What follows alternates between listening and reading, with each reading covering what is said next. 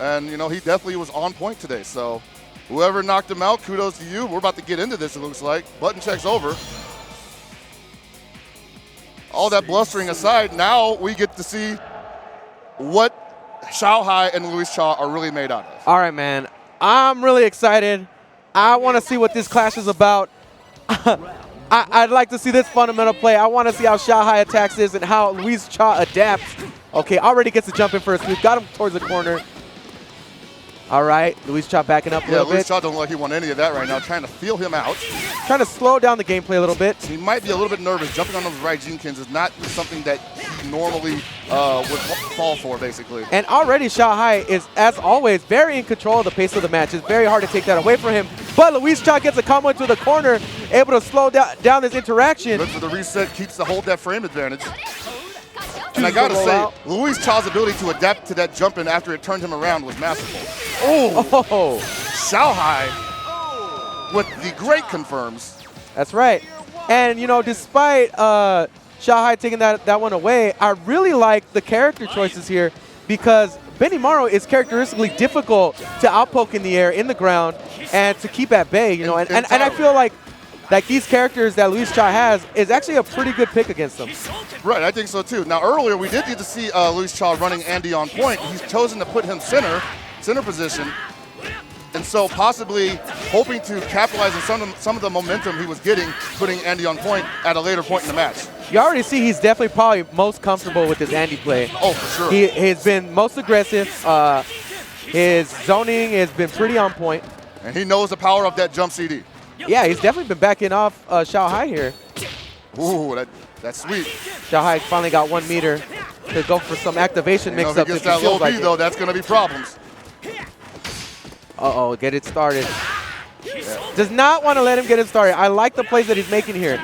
But Luis Cha is going to have to close the gap here eventually, which is going to make him take some risks. He's going to have to hurry up, though, because he's getting a lot of time off the clock right now. He needs to get it to the point where he's going to get some life back for killing this Benimaru, if he can do it. If he takes a low B into a max mode combo, all of it's for nothing.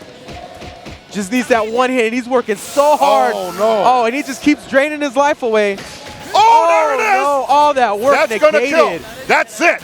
He literally negated all that work. And that's the fear that can be instilled by somebody like Xiaohai. Mm-hmm. That whole time, he worked for about 10 to 12 seconds on trying to nick away that one last little piece of life. And because he couldn't convert, lost that round. Lost that round to the classical B. Now this Mui has a ton of work ahead of her. Can probably take out this Benimaru really cleanly right there. No life loss. But he's got Kua coming up next for 2 bars. All right, man. He's definitely going to have to rev it up right here with Mui. Rev it up. Woo! And this is a tough matchup here with Kula. Yeah, she's got to get in. Kula doesn't have to do anything. Play it safe. Doesn't have to commit too hard to anything, really. A lot of trades are probably going to happen. And now we're seeing those reactions from Xiaohai where he sees the hole in the block string and he's going to blow it up with a DP. It's really difficult to find an opening here in this matchup for Mui. Yeah, I can imagine this is probably tough for Mui simply because her best asset is something that Kula just doesn't have to worry about. Exactly. That right there, that far stance C. And Kula has one of those as well. All right, make it count. If he gets rid of her now, it's going to be pretty good for him going into the last round. He's still got 2 meters to work with, so he can make something happen. Maybe a quick punish with the far C. Doesn't want to spend it, though. I don't think that's smart. I think he should spend that bar right now if he gets another hit. Xiaohai coming into the mix-up and burnt some meters. Oh, he uses it anyway. Oh, okay. Clean. All right. Wow, really turning it around here for Luis Cha. Giving himself the opportunity to come up. But this Iori though. That's right. The Iori. This is the Iori. And this is where things kind of slow down. This is where people start holding their breath, clutching their pearls. When Xiaohai's Iori gets on screen, people, you know, they barred the windows, they locked the doors. This is where you feel those years of experience on one character. Like, whoa, 98 Iori, whoa, 02. Oh, the Scum Gizzle just a bit outside. Oh, folks, but I don't know how this is going to turn out. He's got 0 meters. 5 meters Xiaohai. 2 hits. This is very dangerous. Can't confirm, though. Gets a grab out of the corner. Luis Cha still keeping it aggressive. I like the play. I like what he's forcing here. Oh, nice. Oh, trying to go for went the for it, overhead went for it. activation. Still has some meter to work with. Could get a mix-up, possibly a command grab. Not going to have any time to take advantage of it so far, though. He's going to wait it out, and it's all right because the life is pretty much even at this point. Oh, watch out for the scum, Gale. He knew it was coming. So hard to deal with these mix-ups and the fundamental play at this point. Xiaohai could likely just activate and close this out. Doesn't even need to connect. Oh, nice jump, though. Didn't have to take that jump. Up. Now he has 1 meter. He can make something happen here. Ooh. Look out for that far C. Looking to pop it. He's going to have to get creative here. Oh! Luis Cha! One more. Get out of there, get out of there, get out of there. Luis Cha needs to get out of there. There is no reason for him to get. Oh! Take it easy. Oh! My Lord! Luis Cha! Wow, stood his ground the entire match and slowly but surely capitalized at the end of that. You know scare, I know scare. Wow, amazing play by Luis Cha. And now you got him on his heels. Now Xiaohai has to be worried. Now he's like, I didn't know Anchor Mui Mui was a problem. And Luis Cha, I always believe. Luis Cha knows. He's like, you don't know? I knew I had the juice. I've been in the cave for 6 months, baby, working on this girl. Do you see the dirt on my elbows? Do you see the dirt on my forearms? I just took a shower 5 minutes ago. I'm already dirty. That's how clean. That's how dirty that Mui Mui is. All right, man. Luis Cha kicking up some dust here in the first round. And now Xiao has to do it all over again. And characteristically, Xiaohai does get a lot more aggressive after he loses, so let's see how he adjusts. Well, you have to, especially like that. You just cannot allow somebody like Luis Cha to get comfortable and play his pace, because that's really what happened. Yeah, he slowed down the pace to where Luis Cha feels a lot more comfortable. Fell right into the trap. And now Xiaohai has to work doubly hard to make sure that doesn't happen again. And now Luis Cha feeling like he can do whatever he wants.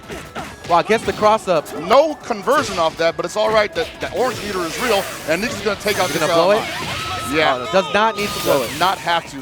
1 bar damage for Benimaru. So unfair, but whatever. We love the character. Just kidding. But this is where things got a little murky, as it were. This match why? Slowed down almost to a grinding halt, and then sped up at the end, and Luis Cha blew it. And you got to feel like Luis Cha's feeling really comfortable, too, because he feels like, hey, I can spend some time downloading this guy right now. A guard break, Andy. That is huge. That is strictly an older Bogard brother tactic. Definitely not known for his guard breaks. No. Wow, and that just goes to show you how full speed Luis Cha is right now. He can go in all gears, man. First gear all the way to 18. Got to be careful with a player like Luis Cha. Definitely a momentum place type character. And we're talking about a character here that basically has no DP and still will throw a fireball from full screen. Oh, what a bait! Did you see that bait? Yes. That was so sick. Took advantage of his supreme reactions. That was great. Wow. That is a level of thinking that you just don't reach overnight. It works. I've seen so many people theorize about that, and it finally works. All right, hold that EX fireball. What you going to do about it? Oh, so much respect right now. Xiaohai has to play respectful. Well, he got stung so hard from that. Wow. When you connect the far D, you know it's going your way. Ooh. And Xiaohai's scared right now. He is leaking. He doesn't have to do anything right now. He's hurt, man. His soul is hurt. He could close the space. He could back off. It's Luis Cha's game. Sees the hole. That dude studies. He studies his gameplay, baby. The Kino eye is real within Luis Cha.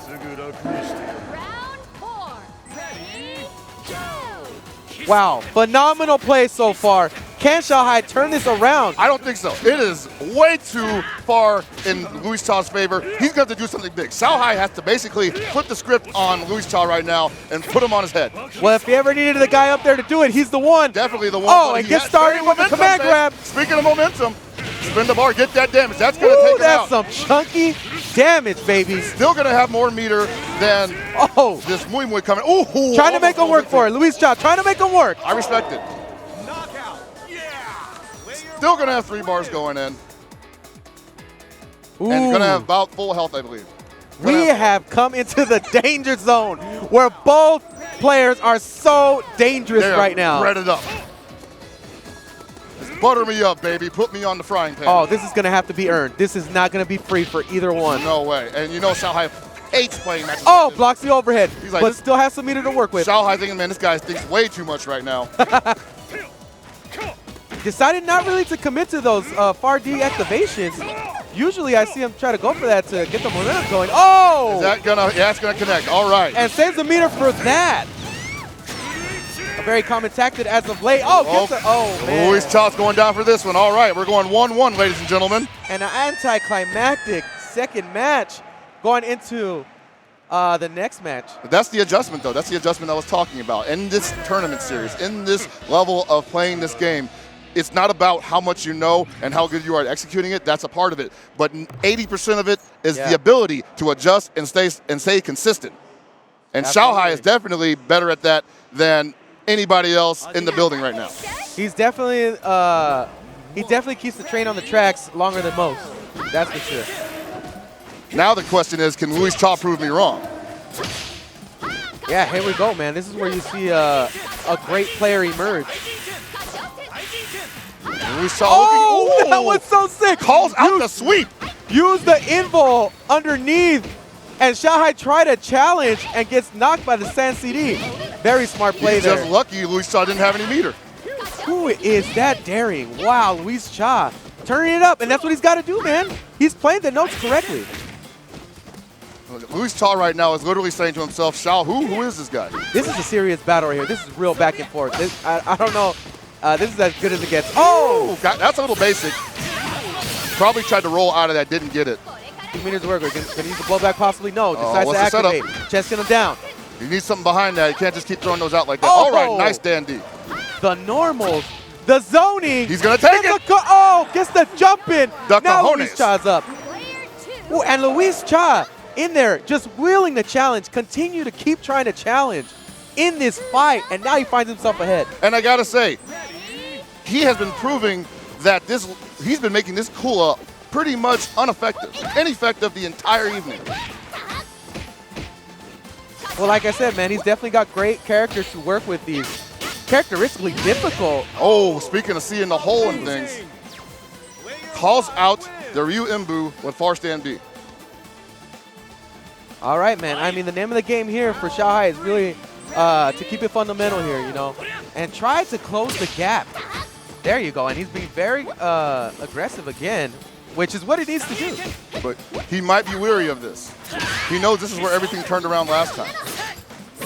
Oh my big God. damage. Just doesn't block the double hop. Decides not to burn the meter. He wants the big damage. Oh, he nice needs a down DP. D anti-air. Always love to see those. What's the word again? Oh my wow. God! Just runs up Xiao with Hai. Wow, and gets beat by the guard cancel blowback. Was Xiao Hai looking for the grab? Was he trying to tech? I don't know, man, but the way that Luis Cha has been challenging in his face, running up and just pressing the right buttons at the right time, the man's timing is impeccable. But Xiao Hai trying to make a turnaround with the most elite character that he's got. And Luis Cha wanting no more of that. Once again, going to work, trying to slow down this gameplay that is Iori, which is very difficult to do. Yeah, and that low D is paying off dividends for Andy right now. Placement just so good so far. It gets right out of there. Oh, caught him. All right. This is where things turn around from. This is where things happen. All right, man. Hey, that's actually the first time I've seen him do this in that match. So he stand deactivates. He's had a lot of opportunities to do that before and was playing a little bit more conservatively.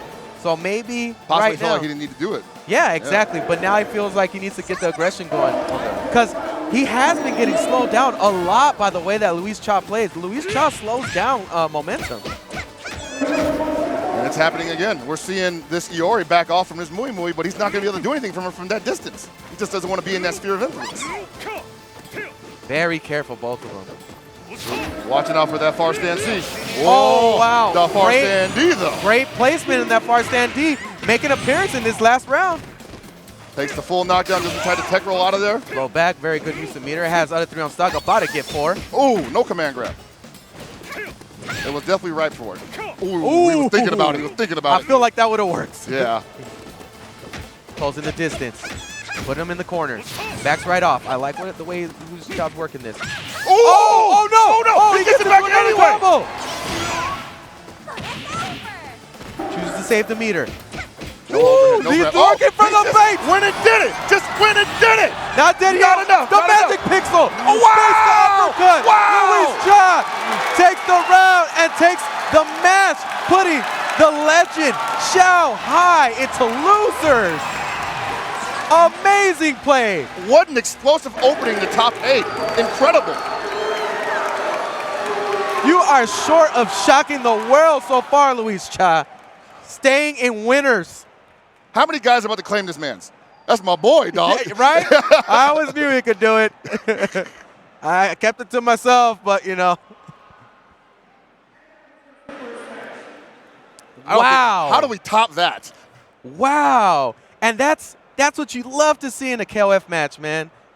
When it's a lot of back and forth, big adjustments, and at the end of the day, it's just like you said earlier, you know, whoever can stay the most consistent, can keep the train on the rails the longest, is really who came out ahead in that match. Yeah, totally. You know, we get to see where Xiao Hai's breaking point is. We obviously saw that he did not like the position that he was in, and he kind of gave up. He kind of gave up. I mean, we were talking about him not letting loose a lot of strategies that he usually uses in matches, and he finally started using that far send into activation. But I really think that that's where he lost the match, where he just did not keep up the aggression, which is very odd for a player like Xiao Hai and having the character like Iori on deck. You think maybe he bet too much on it? I think he held a little too much back on that. Yeah. As far as strategy goes, I'm not saying he wasn't holding back as a player, but I think he played it wrong. Strategically, he did not play that right. I think you're right. I think you're right. I don't think that Xiao Hai was willing to do that up until the point he realized it was too late.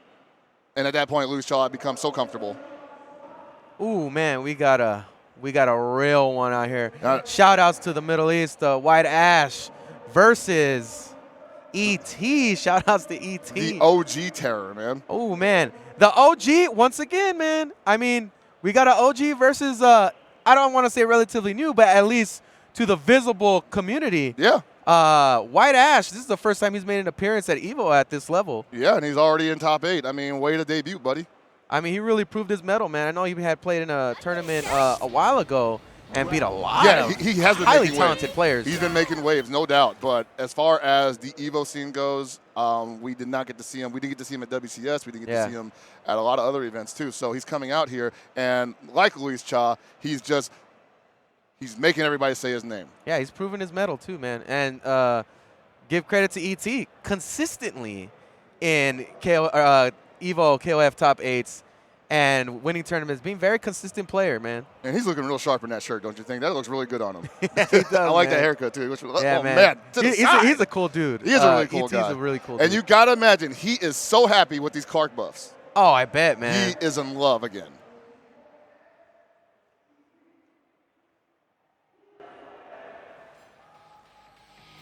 And I promise you people, if he gets that Clark going, it's going to be really hard for White Ash to survive. Yeah, man, that's a legacy character for him. He's definitely been putting in work. Definitely, and, for sure. And has a great understanding of the flow of those types of matches.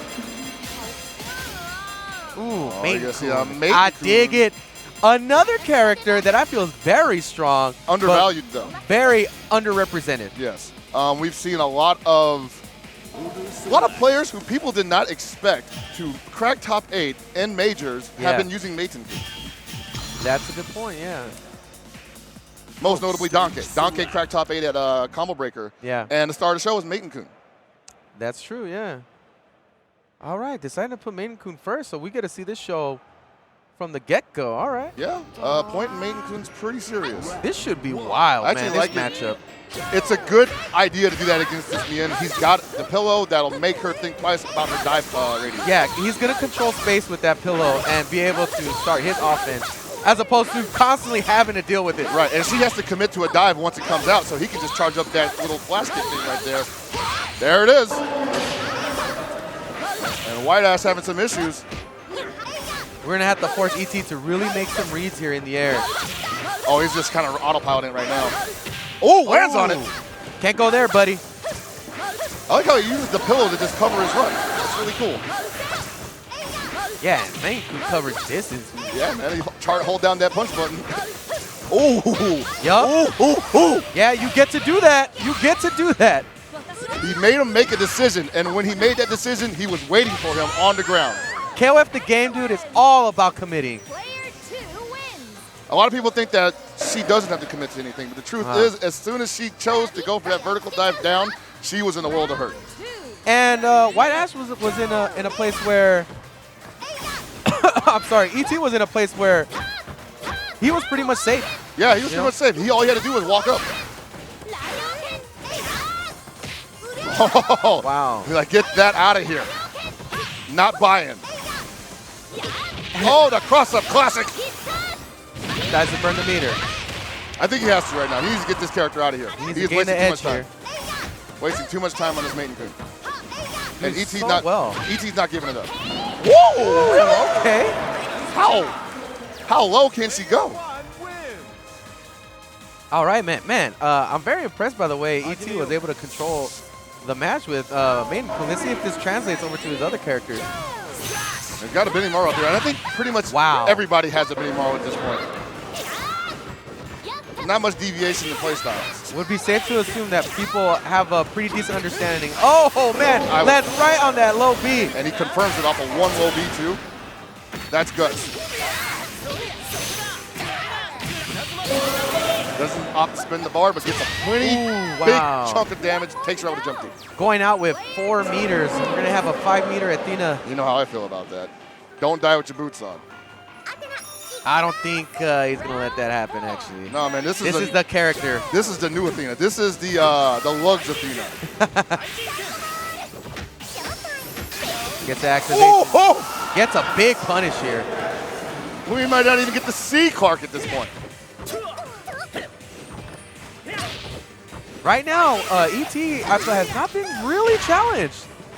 No, he's feeling really comfortable with all the maneuvers he's going for. And that's what I feel White Ash has to do. He has to put him in a situation that makes him at least a little uncomfortable, and he's not been able to achieve that. Yeah, get in his face. Get in his face. Oh, no, it doesn't fall for that. Not falling for that. You hate to see that happen, especially because that totally takes the wind out your sails. Yeah. Your mix-up did not work. Oh, but gets an activation anyways. Oh, does not opt to spin the meter, though. Oh, works out. Felt like he didn't have to, I guess. Here we go, guys. Oh, he went with Leona. Okay. I guess he feels the Clark challenge is not real. Out that. I didn't even notice he picked Leona. My bad. Very close to getting a guard break. Can't do nothing about that. It's safe. Pressing buttons. That guard break is still close. Gotta look out for that. Coming alive. Coming alive. Wow. Takes it from the jaws of defeat. Snatches a supreme victory. Superb. Wow. He sped up full speed at the end. It just started rolling downhill. He just jumped on the boulder and started rolling downhill. All right, man. Wow. ET got put on his booty on that last Pretty hard, man. Pretty Yeah. hard. Like, I don't think he even got to do anything with Leona. Wow. Look, That was he's pretty wild. Yeah. Dude. Look at his eyes, man. They never blink. Death. For They all. don't blink. Oh, okay. Oh, he looked into the camera, bro. He's like, I'm sorry, I wasn't talking about it. I didn't mean it. He stared deep into your soul and says, I know you're going to jump.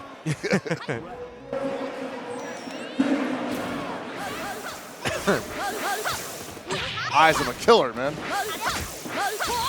ET played this well. Let's see if White Ash can make the adjustment in this matchup. But the thing is, like, he played it well, but White Ash wasn't tripping. That's true, man. You didn't see him really waver. And once again, that's that adjustment. That's that ability to stay solid under pressure. That's what's going to win the day at the end at this level. Wow, and really changing up his play already with Mian. Yeah, a lot more ground play going on here. Now he's trying to call out those pillow attacks. Oh, gets caught right there. I guess if he feels like he can make ET throw them offensively, then he can go into negative space right big there. punish. Right there. Gets a fortunate roll. Once he got after this reset, lands right on the pillar. You can't do that. The hitbox for that is comical. A much closer match. Go right on it, but once again, he ain't tripping. Nope. And this is a way better outcome than even the first match. And you got to think that ET right now, as cool and calm and collected as he is, probably thinks he needs to make something happen despite having won that round. Exactly, because he knew how the outcome ended up last time. He was ahead 4, but did not change the outcome. And that's when you start feeling damage. No. Oh, nice! Here we go. These main great. two That combos. Great damage. Highlight video.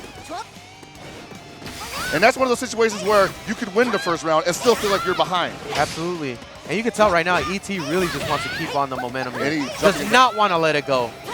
Woo! ET's so smart right now, knows that this Yuri wants to be in the air 80% of the time. Going to throw that vertical pillow each time. Does not opt to do any real damage. Unfortunately, White Ash. Oh, gets hit from that overhead from a mile away. Just give him the butt. Yeah, man. I mean, this is a similar story from the first match. Didn't really give any reason for ET to really have to change up his gameplay, but somehow snuck away with the last match. Oh, I don't know about that now. This is pretty deep. That was pretty simple. Yeah, this is a lot different situation. You're getting Athena with 2 bars instead of 5. And you got to work through 2 characters. 2 full health characters who have meter. And it's Benny Maru. Might as well be playing the entire cast again. Gotta remember, man, White Ash stayed solid regardless. This is, oh no.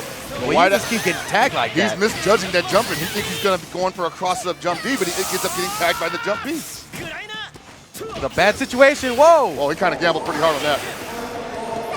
Oh! Here's the opportunity right here for White Ash. 0 meter Benny Maru. This is your chance.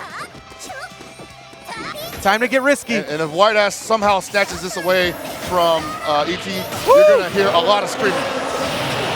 You're going to hear a lot of screaming coming up. This is what happened last time. What's he got next? What's he got next? Uh-oh. Does he know? Oh! He does not know. He doesn't know. Woo! He doesn't know. Are we going to see a repeat of the first match? White Ash says, you're damn right you will. He doesn't know about the EX Javelin. He's been challenging it every time. You can't. You just got to let him do it. Oh, that's a problem. And this was no problem for White Ash in the last round. Oh, gets the cross up. All right, he's all right. He got him. He got him. Just to make sure, climax that. And that's what you run into when you go against Leona with that much meter. And that's really how you got to work it, man. Yeah, you just take the opportunity as it comes to you. And it's not going to be often.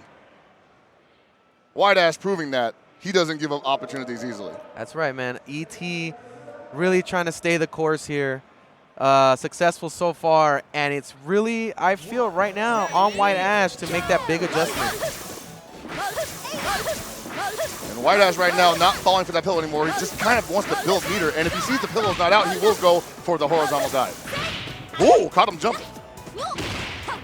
And right now, actually, ET really working his horizontal game. Caught him poking, to close man. the distance. What are you doing? So White Ash is being a lot more conservative. All right, he wants the hard knockdown. What's he got for him? Oh, lets him off the hook. Kind of teased him a little bit without doing the follow-up. Oh, man. He can't take too many much more. No, wow, big mistake. Yeah. That was a little tricky, though. I can see why he got hit by that, because there was a couple things going on there in that instance, and the last thing he was looking for was a low B. He definitely commit to other options. He was thinking about other things, exactly. Yeah. And that's what will happen in a game like KOF. There's so many things happening that you can't just think of all of them. You really have to make a commitment between 2 options. Right, so you think the best one, sometimes you think the best one is jump, and you think you jump, and you still get hit on the ground. Exactly. All right, White Ash making a turnaround. Really didn't see much from Yuri before. Gets the cross up. Okay, he's got a setup after this. Landed in front. Is he going to stay solid? White Ash. That sweep is going miles. And that down C. Okay, White Ash staying solid. Yuri has appeared as a character for him and was not present in the last 2 matches. Oh, for sure, you know, and we all know how dangerous she can be, especially if he gets that cross-up, which is so good. But she has to get around that jump B from Benny Maru. I feel like this matchup can open up for him. Yep. Oh, man, did that jump B too early. Oh, whoa! Wow! It comes out anyway. I didn't know that. Oh, man. Dip. When you thought he had the opportunity to punish there, he didn't. And ET just going all out right now, just like, please. Wow. Well, give me a reason to spend my meter. Give me a reason. Pretty much, man. That's the name of the game. Give me a reason to not stop being in your face with all this action. And White Ash lives for that action, apparently, because he's been eating it up all Yeah, match. that's right. And now we got Benny Morrow versus Athena. Oh, man. Oh, gets a full punish optimized. I got to mute myself. Darn. Oh, man. And that's happened more than a few times where he's been able to, like, reward it with those jump-ins. Wow. What was That's not good for you, buddy. Oh, man, that might have been a command grab setup, but got a vertical hop instead. What? Oh, still has him on his heels. ET trying to get away from that. He knows what's going to happen if he lets her get off the hook.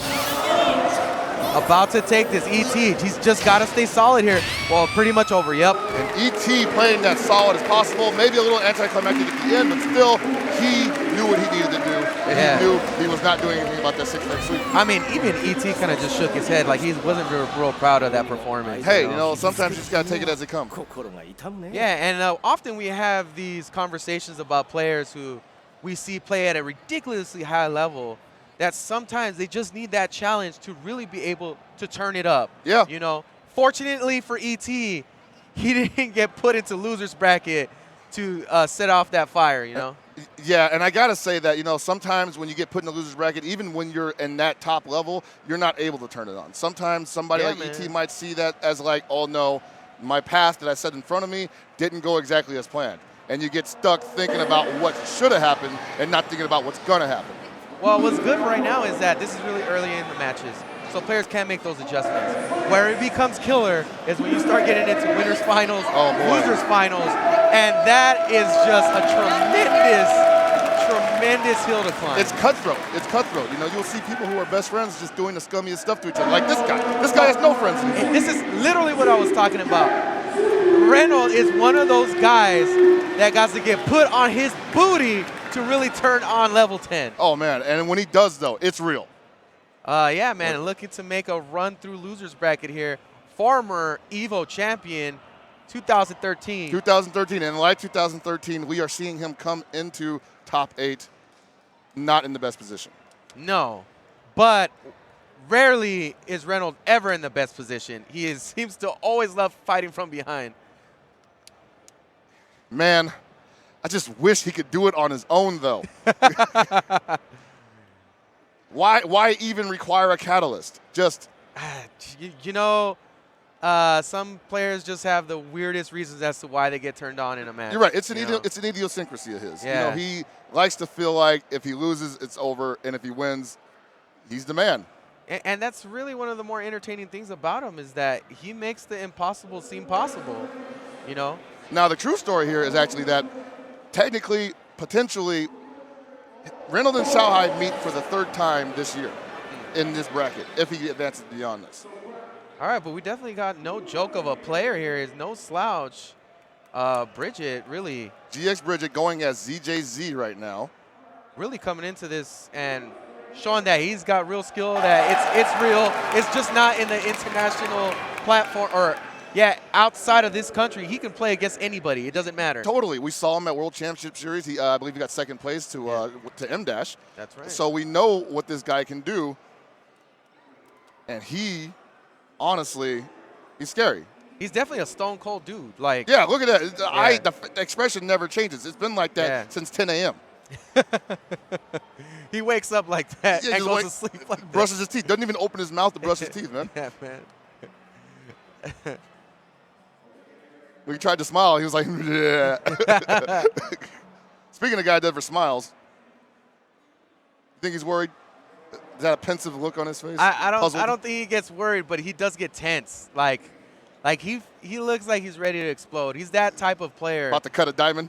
Yeah, but it's crazy, though, because it's, you know, you think about it as viewers and people who enjoy watching his play, it's like, I'd almost rather see him just be more consistent than be so explosive, because it's just scary to see a player like that, because you want to see them win, but it's just so risky, you know? That's why I always ask them, my dude, why don't you gamble? Yeah, man, you win some, you lose some, right? I think that's his motto. He told me I do gamble. I'm buying a house. Oh, wow. Smart man. Yeah. Mature, Yuri, and a Leona. Okay. Now, Gangil has definitely thrown some people on their heels.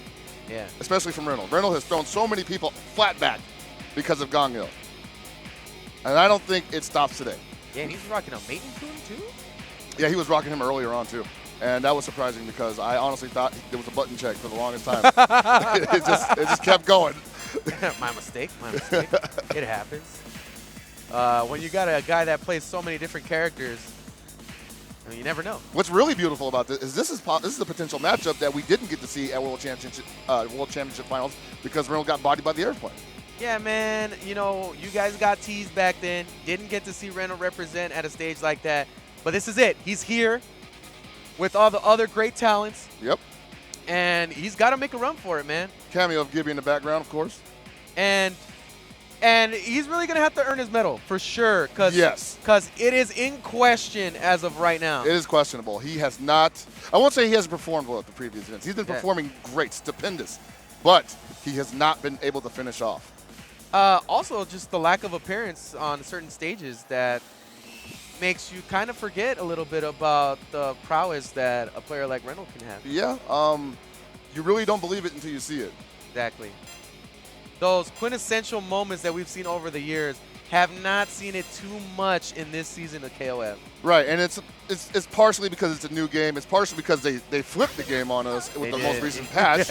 And I still believe people are trying to figure out what to do with it.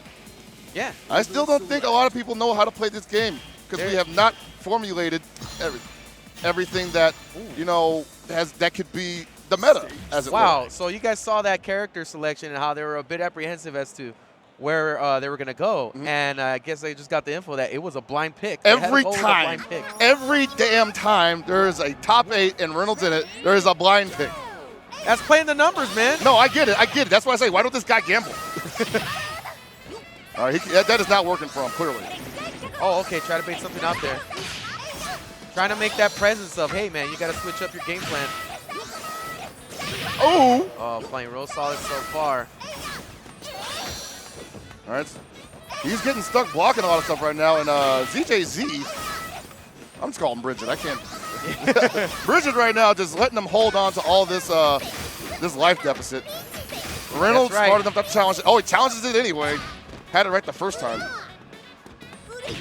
Oh, wow. Did not let him set up that pillow. Caught him in between. Reynolds needs to think of something quick. Bridget is feeling mighty comfortable back there. Oh, man, just in the range of that uppercut. Landing on top of stuff, getting zoned out, getting slowed down tremendously. ZJZ looking extremely solid right Frosty is the word. He is an ice block. Reynolds already turning on the aggression, trying to close in the gap. Somebody better tell Reynolds this is not 3 out of 5. What the hey? Gets a reset. Too comfortable right now, Bridget. What in the HFIL is Reynolds thinking right now? He has got his work cut out for him, man. He's got to chase this dude down. Ooh. This is rough. Reynolds is looking dogged right now. Nothing is working out for him. I mean, nothing to take away from GX Bridget. GX Bridget is an amazing player, doing everything right, doing everything spectacular. But Reynolds is not responding. He cannot get up off the ground. He keeps trying to get on his legs and getting sweeping from underneath. It's like he's playing online or something, and it's desynced. Oh, wow. Gets a jump in cross-up. He's got 5 bars, and he's supposed to make that work. And Reynolds trying really hard to close the distance, but hasn't been able to really slow down Bridget at all, really. And I gotta imagine, Reynolds wants to make something happen right now, but he just can't get off his heels. Can't get on his toes. Playing fantastically so far. Not really getting challenged. Wow. OCV incoming. Wow, if you ever wanted to see a great player get put on his heels, it just happened. That is, I don't know what to say. Wow, and a smirk coming out of the face of Reynolds like, yeah, dude, you're this close to going home. And let me remind you that the pop bonus is pretty nice. I mean, he's getting a piece of it either way, but you know he wanted more. What is going on? He's going for another pick. The blind pick did not pay off for him. GX Bridget was not phased whatsoever. And so now Reynolds needs to reach deep into the bag of tricks and pull something out that will just throw GX Bridget out of the building. What do you do when you get worked that hard?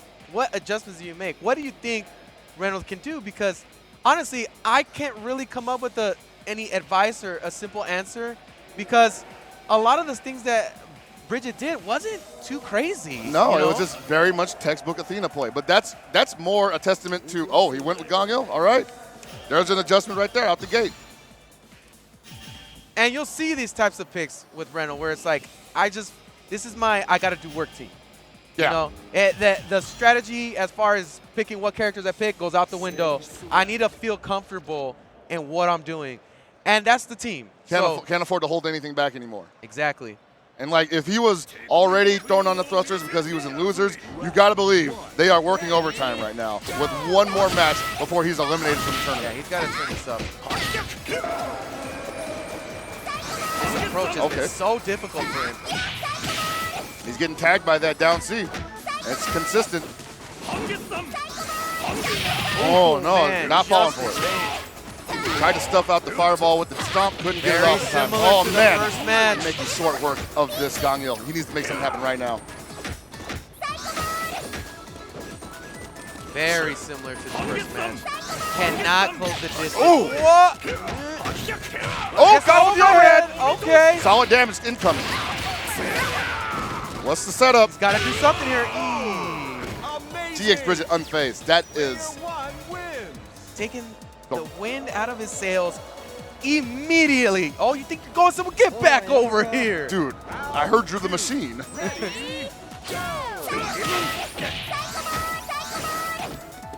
Wow, Reynolds has to turn something around. And GX Bridget has to do nothing. GX Bridget just has to keep playing this exactly the way he has been playing this. Wow, wow. Bridget, please. Big punish. He's going to have to let it rip. Yeah. He's got to gain some momentum. No, don't be conservative. Don't. Too many options, GG Bridget. Standard grab. Oh, my God, he surged through it. Yikes. But that was really smart from CJG. He knew after he ran into that fireball, whatever Reynolds did up there didn't matter. It didn't have to even be a stand C that he killed. Look at this, stone face, even in the face of winning. Reynolds looking down the barrel of a second OCD. Okay, he's in there. Things are getting interesting.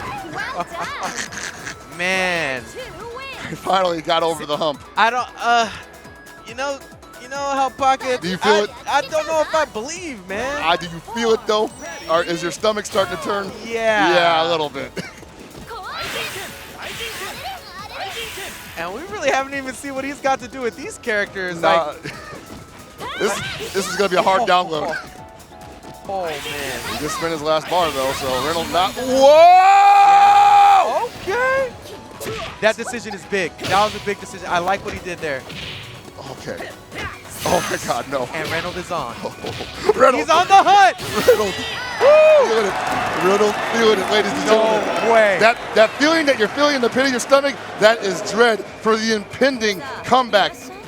I'm not promising that it can happen, but if anybody's going to do it tonight in this building, it's going to be Reynolds. Again, Bridges, slow down this momentum. Uh-oh, pressing buttons at the wrong time. Starting to get a sense of his timing. Very nice, convergent. Very nice. Did not go for the advanced cancel, though. Could have got some extra damage out of that. Winning a lot of the trades so far. A lot of the air-to-airs. Whoa, almost got baited for something there. Remember to be happy. Oh! In the distance! Did not get punished by that. Jump C, rare whiff from the jump C. Okay, knows better. Nice decision there with that back dash. Gets out of range. Wants 3 bars again. Wants to challenge him. Oh! He saw it! He saw it! No meter with Reynolds, though. He's got to play really solid. Oh, no, he tried to go. He tried to reach. He tried to reach. Oh, he would have gone over the command grab and takes out Reynolds. He thought he had that a little deeper. He tried to set up that command grab. He was at the distance to run in and get the command grab. But Bridget was not having any of that and challenged him. And Reynolds goes home early in top 8 after just this close to turning on the juice. Too little, too late. That's, oh my God. Reynolds definitely one of the favorites to win this tournament, and I'm not going to say he didn't play his heart out right at the end right there. Yeah. But just the unwillingness from ZJZ, aka Bridget, to let Reynolds set up shop at the end there. He saw it. He knew. He was like, I've seen this setup a million times before. You're going to get this jump D, and I'm going to feel stupid if I don't hit a button. Unfazed is really how you can sum up that match. Reynolds just too little, too late, you know? And I don't want to cut you off, but I think this is a symptom of something Reynolds was talking to me about at CEO, where he felt that he's never been forced to play at that level before. At least lately, in a while. In a long time. You could say that he was very well challenged in the 13 era, but 14, I have to say not too much outside of playing Shanghai, at least consistently. He hasn't been consistently challenged. And these players, the groups of people that they play with, play at a consistently high level. Extremely high. And a lot, you know? You would be challenged to say they do anything else. All right. Ooh. TC Paco. TC Paco, combo master himself versus M-Dash, the terror from the East, quite possibly the strongest man in Japan. This is a new appearance for both of them in the EVO top 8. Yeah, this is M-Dash's first appearance at EVO as far as recent memory serves. Yeah. And TC Paco, top 8 showing here. But TC Paco has been making top 8s all year. Has been making headlines all year, been making waves, basically a scary guy. Great Maiten-kun, by the way. All right, man, here we go. And I gotta wonder, has M-Dash played a team like this before? Because he's got Mui Mui, he's got Maiten-kun. I don't really recall who he runs in the center, but it's a wacky team. Well, you know, M-Dash, like we spoke earlier, sometimes it can be one of those situations where if he doesn't know the matchup, just the strength of his own characters and his ability can get him over, which actually is what makes this matchup interesting, because when you face a player that is of a certain caliber, you just can't do that anymore. Yeah. You know, you just can't. And Shanghai was a great example of that, right? Shanghai plays some great characters. He plays the Iori, and it still was not enough to overcome in his match. Yeah. So this may happen in this matchup also. Yeah, you know, if M-Dash just isn't used to whatever playstyle TC Paco's going to throw at him, he could end up on his back. Right. And we already got button checks, so him flirting with Ramon right now is a real possibility. Uh-oh. What are we going to see, man? No, he's kidding. He's joking. He's way. kidding, No man. way. He's joshing. He's not going to do pulling it. that leg. Okay. Yanking you. Okay, thank you. He's fibbing. Selling Whoppers. 2 for 5? 2 for 5. He faked us out twice. Oh, we got a Kim on deck? Iori Yagami. All right, How did I know? I mean, that's common team. People would complain about this kind of team normally, but this is top 8 EVO 2017. But you know what I appreciate so much of this top 8 is that the other players don't have the same team, which has been a real problem for me when I watch a lot of these top 8s, is that, you know, a team like what M-Dash is running is usually all over top 8, right? Yeah. But in EVO top 8 at the biggest stage, we got 2 Mui Muis. Exactly, right? And Maiten-kun all over the place in this top 8. Secret Blow-Up Surreal and KOF. There are so many characters in this game, you can't know everything. I remember when this game first came out, the designer for this character was so happy that somebody played his character, but now his character's all over top 8. He's like, okay, calm down, guys. Yeah. Okay. Ooh, on top of an M-Dash, not letting him get his game started. Ooh. Just so willing to challenge here, M-Dash. Paco's seeing that M-Dash is just hitting buttons, though, so he's going to challenge him with that reversal. Solid combo. M-Dash, solid player. TC Paco's got some work to do here. But this is Luong. We were watching this Luong all day today. Afro Dynamic couldn't keep his eyes off of Luong's legs because they were everywhere. They were kicking people in the mouth, in the stomach, in the back. Yeah. So we may not get a chance to see that because M-Dash is not giving an inch. He's just been on top of him the whole time. Yep, when you make somebody roll back from a jump in, he know they screwed. Once again, this could be one of those things where Paco's just... He ain't ready. Yeah. Because Luong's got some great tools. Luong's got some great tools to deal with Kula. We saw Luong shut down Kula earlier today. Really strong Kula, too. And a no-meter Luong. Oh, wow. What was that for? He shook. That shook him. And this is where you make a great player, is when you turn this around and you literally have to snap in an instant. Okay, it's time to play. He's thinking about it. It's time to play. Do I want to snap now or later? No, now or later. I don't know if I'm ready for this. Like, not quite feeling it yet. And that's the contrast between these players that are playing right now. It's the guys that explode and the guys that are just always on track. Yes. And so far, the guys always on track have been the ones to keep coming out successful in this. Right, and so far, Paco has not challenged this Kula at all. He's going to have to get rid of her here. And that's not going to be enough to kill. All right, using that far stand C, wants to get in there, but not so quickly. One of the problems with Mui Mui is she can't be very explosive. Oh, no. Unfortunate. Wow, that was rough. That was a stomping. That was rough to watch. Walked all over Paco in that first match. And Paco's just, I don't know, man. I don't like his temperament right now. Yeah, he's thinking really deep, but he needs the juice. He's leaning forward. He went back to character select. He needs to have the death stare in his eyes. Breathing a little hard there. I agree. He needs to get that look of intensity on his face that scares even himself. Opts to go with Mai over Mui Mui. Not a bad switch, but at the same time, your whole team was getting bodied, you know? Yeah, man. I mean, major adjustment incoming. And that's rough. And that's rough. You almost wonder if switching one character when you got OCV'd is really going to make a difference. Especially when they're running the same composition. What a call out. Oh, wow. What a call out. Paco's got to get aggressive here. He really let M-Dash get started in the last match. M-Dash ain't scared. And I'm loving M-Dash's play right now. Well, except for like taking all these jump Bs, I would have kept it going. Oh, very Hyper nice. Shuta. He's just been so optimal this whole match. The whole tournament, actually, if you've been paying attention to how he plays. Oh, definitely. He's got that Japanese spirit where it's very technical and very optimal. Oh, tries to call out the jump.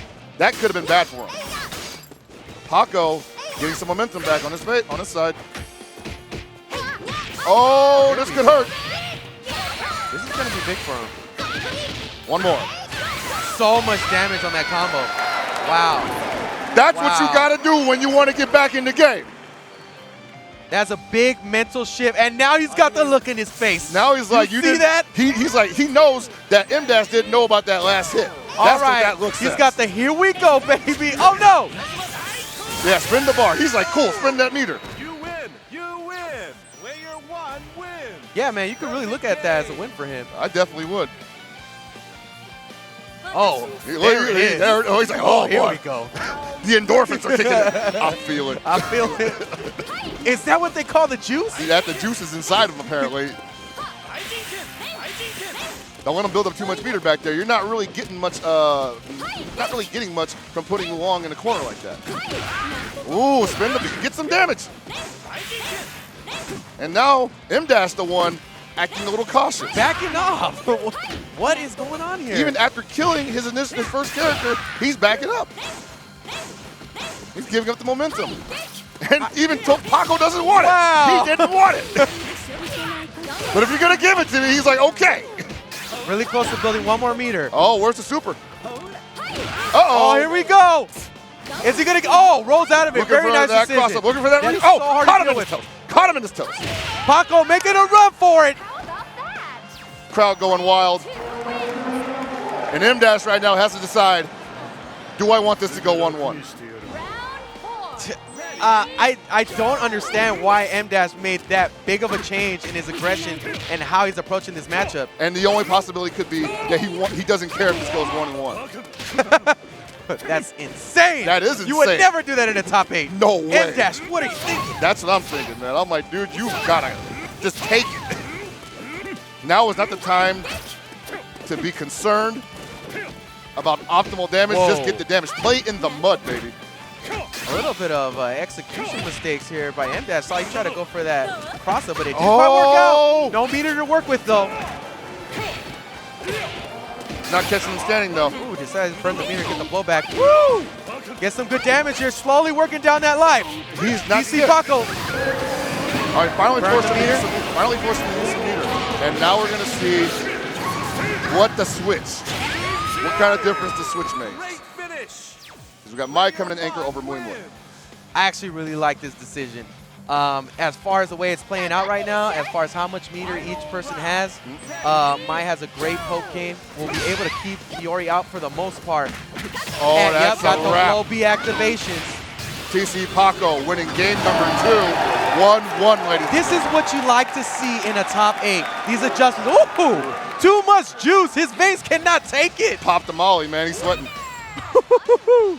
What is this? I've never felt these feelings in my life. All these emotions. What's coming out of my eyes? Woo! You say, let's go, dude. I want to get this over with. I'm leaking. Whoa. Now M-Dash back at character select, saying, hold up, brother.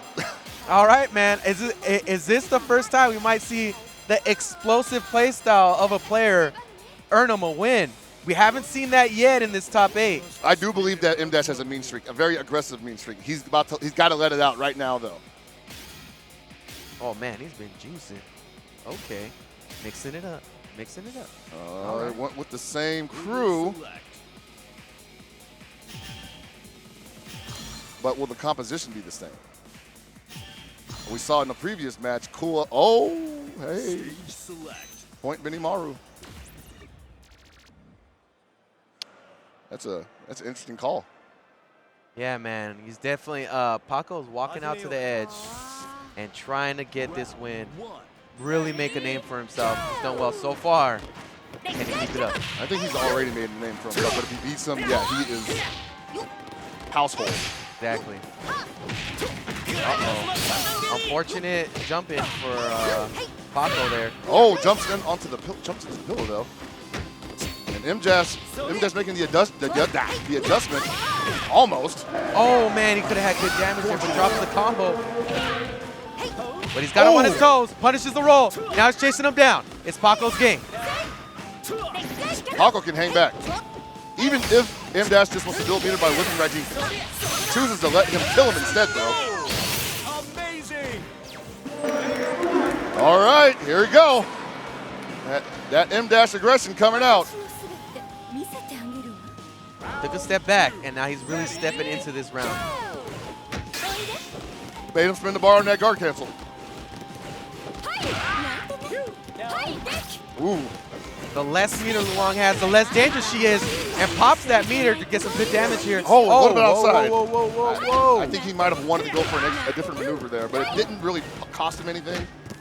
Right now, Paco's trying to chase him down. All right. All right, so I feel like with that being a perfect, Yeah, Paco has all the momentum in the world right now. definitely. And he has shut down this Kua once before.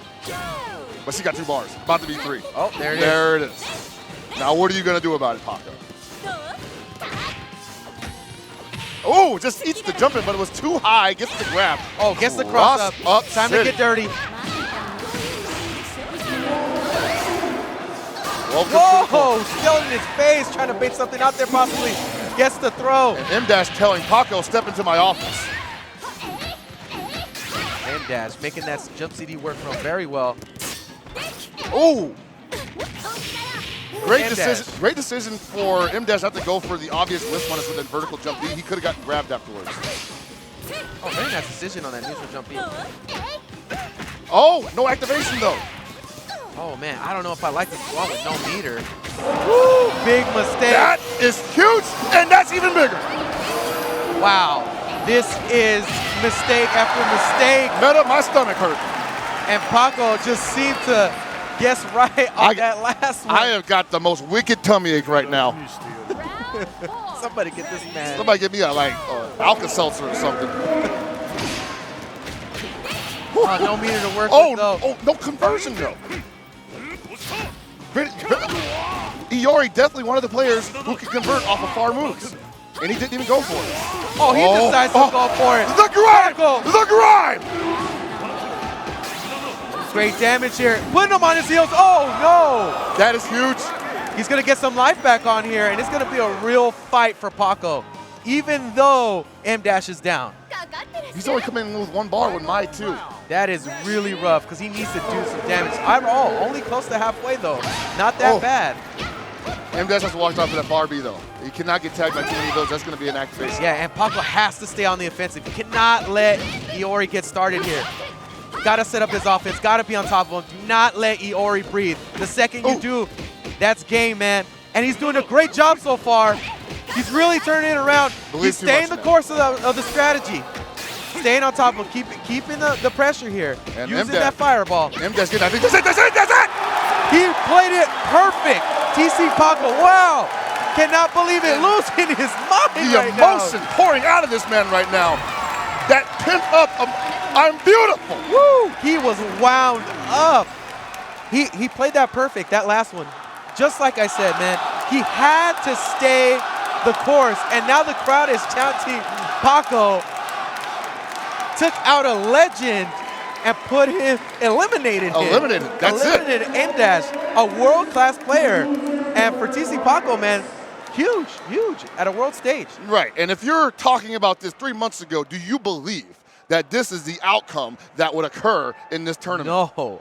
No one could make any argument.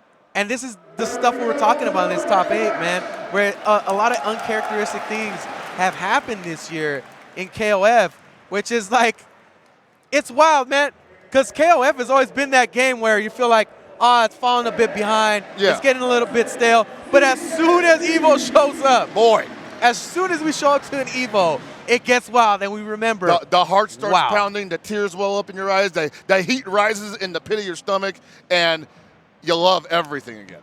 Yeah, man, and that just goes to show you the talent of these players, the drive, because this is the first time a lot of these players are up here showing what they got, and it's a lot hard to deal with. It's a lot. It's so much that you got to think, what took them here? What brought them here? Because when they were playing all year, we saw them go back and forth with members of their own crew, with other people from possibly from out of the country and possibly not doing as well. And they get here, and they're monsters, Suddenly, they're on the same level as M-Dash, as Xiaohai, as Reynolds. And people say that this game can't reach that plateau. But there was one person that was saying that it could. Yeah. Reynolds was the #1 believer in this region, in this country, that KOF could be contending with the world. And we're seeing that here right now. And now you have these stars already looking great for the future of this game. Like, at this point, I know we haven't even finished top 8, but I'm like, wow, where do we go from here? Yeah, the West is in the building. The Western world is now on the map. Yeah, spotlight is on him, and Paco did not disappoint. Man, he is still feeling it. Man, I totally sympathize with him right now. I would be a huge ball of emotions.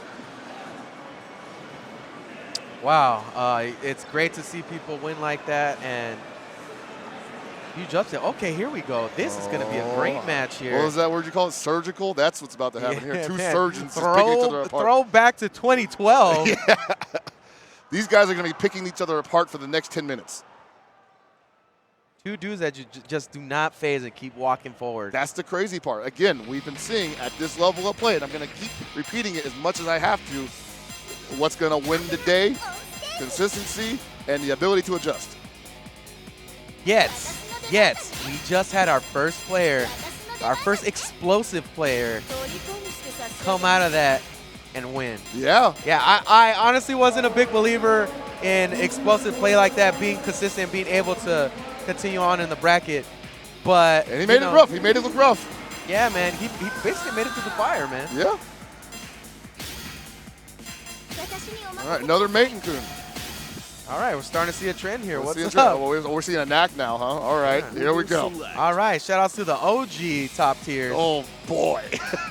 If you're playing 1.0 right now, you're scared. Yeah, right. You're pulling the plug on the PS4. You're rage quitting. You're sending an angry message to this guy saying, you're already a scumbag. I hate you. I'm just so amazed that we have this character selection at this top 8, man. Dude, I'm it loving hasn't it. been like this, you know? Yeah, the top tier, and especially in 13, the top tier representation was off the charts. In Right. 14, for the longest time, it was also off the charts. Yeah. Everybody played Robert, Knack, Athena, what have you. Yeah. And now we're seeing with the 2.0 patch, there is actually a lot of exploration going on. Absolutely. And, you know, with the game with so many characters, it's just impossible for you to check out every corner of this game in such a short period of time. Like I said, you can't know everything. Not in time for top 8. And the ones that do lack something else. Absolutely. And here we go. White Ash already starting a pretty good lead here. Gotta watch out for that bird, guys. That bird is gonna do some work here. Gonna be able to set up some pretty safe pressure. Oh yeah, that bird is a jerk, man. Woo! When Nakaruru goes for that cling, gives her the opportunity to have a little bit of invul. So let's see how he makes that work. Whoa! He needed something behind that, but it's all right. Ult goes for the low. And right now, White Ash unfazed, but taking a lot of damage because Nakaruru, only 900 health, I believe. Is it 850 or 900? I'm not sure. But she cannot take a lot of damage. Woo, gets the damage off of that. Nice conversion. Oh my God, caught her. Those aren't free. Yeah, you can't jump in like that. He will catch you. And he's going to make her do hawk dive if she does that again. Oh! Trying to make a safe approach here. Very difficult. Okay, gets the dive. Right upside the head. And you're seeing ZJZ, a.k.a. Bridget, get a little impatient there. Which is a first, because in the last matches that we've seen him, he just played solid the same way he plays the whole time. But now, you see him thinking, which is a first. Who can be more annoying? I think White Ash has that. He's unrelenting, is White Ash. In his battle plan, yes. Yeah. White Ash will hold on to the plans as long as possible. And He's literally like the Jason and Michael Myers of KOM, where you don't see that dude run too often, but he's just constantly coming at you, dude. Whatever you throw at him. and you are striking, and all of a sudden he's in front of you. Yeah, exactly. Ooh, Yuri mirrors. Oh, sick! Ooh, ooh, Woo, that was so sick. Lord have mercy. That's White Ash is turned up. I have not seen him get off like this. that hard knockdown block, baby. Whoa, that was sick. Hold it. Did you see that? You saw what I saw? Yeah, Perfect game. It hit from the back, and then he landed in the front. that is some nasty. Wow. Okay. I don't know how these guys are blocking that, and he probably blocked it on accident. That to be honest. is some grimy guano.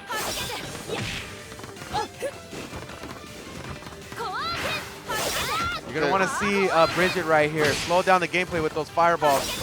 That's the name of the game for mature. Activates. Has a lot of options. Just Whoa. bullying her, though. Well, right now, White Ash is still unfazed by that. He doesn't fall for that. He doesn't see the EX slash and then say he's not going to do EX to spare. He's expecting it. A lot of thinking so far going on in this match. You can tell Bridget is being too considerate, which is uncharacteristic of him so far in this top 8. It is, but I also think that he is afraid that if he sticks something out too and he commits to it too much, he is going to get hit by something he can't recover from. Uh-oh, here we go. Big damage? No, defense onto. Wow, I'm actually kind of surprised by that. I don't agree with that. Yeah, I think he should have went for the meter spin. And now we're seeing that he should have definitely gone for some more damage there. Possibly might have been afraid that giving Yuri that amount of meter would have been a problem for him later on. And spins it this time. Yeah, because he has to.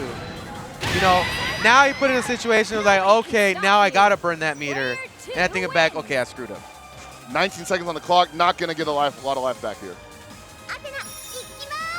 Final round. Ready? Oh, he's going to play this perfectly. Oh, this is going to be gross. So much of that. Oh, trying to call it the jump. Oh! That's not going to be enough to even up the match, but it is going to put White Ash in a very unfavorable position. However, Bridget has no meter, which is pretty big. Uh-oh. Oh, no. Bridget's hanging in there. Hanging by a thread. Once that bar can't guard cancel, hold on to it. Just got impatient again. Wow. Did not want. That roll was so ill-advised because there were two things that White Ash could have did to him in that corner. It could have been the command grab. It could have been any button. Yeah. And basically, that roll could have gotten blown up by anything in that situation. There was no reason to roll out of there. And this is something that we haven't really...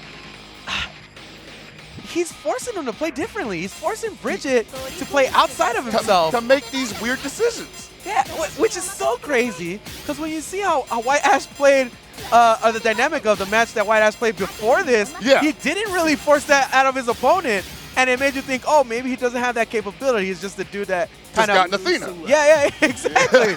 But no, he has taken control, which I have not seen him do. And it's really showing... It's pretty impressive. Yeah, he's showing his merit as a player right now. Like when you see one player puppet the other one, like just holding the strings, to the point where that guy is making the worst decision of his life, of his tournament life. And you gotta wonder, how does EJZ break the shackles? How does he break the strings? Does he even know he's on a string right now? Well, right now you're gonna see some serious adjustment. He's got to do something different because whatever he was doing before is not working. Welcome to DP City right now. Slowly chiseling away some life here. Ooh, called him out. Getting some work done. All right. Bridget being a lot more aggressive this time. Oh, baits out an uppercut. All right, now White Ash getting a little too froggy. Whoa. Excellent. White Ash. Player 2. Might have been a little too confident about that last win, perhaps. Thought he could get away with some stinkers. Now he's starting to play outside of himself a little bit. Yeah. Round And he's running 2. Athena second. Oh, no, he switched his order up. There we go. Huh, interesting. Does he feel like he could slow down this game right now? I think that's what he's aiming for, but at the health deficit that he's at, I'm not sure it's working.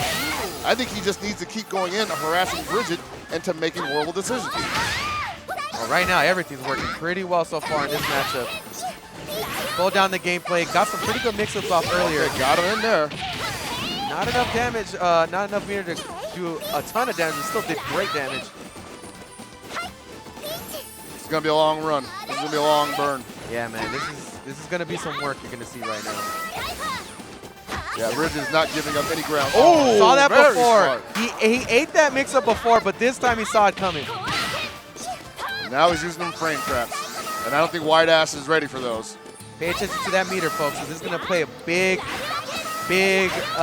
asset to how this matchup plays out. Ooh! Time at 18 seconds. At this point, nobody's going to get a significant life after the round. Right, but if White Ash can get this, well, actually, even then, if oh my lord! Godlike.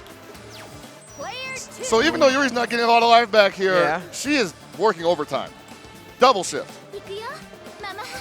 Great adjustment so far, Red Bridget. mandatory double shift. Now he's back to his usual, you know, controlling the game. But it might be too late.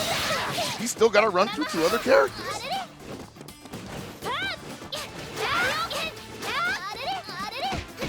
And you notice Ooh, nice block. DJZ is just building meter right now, trying to get something for Mature to work with.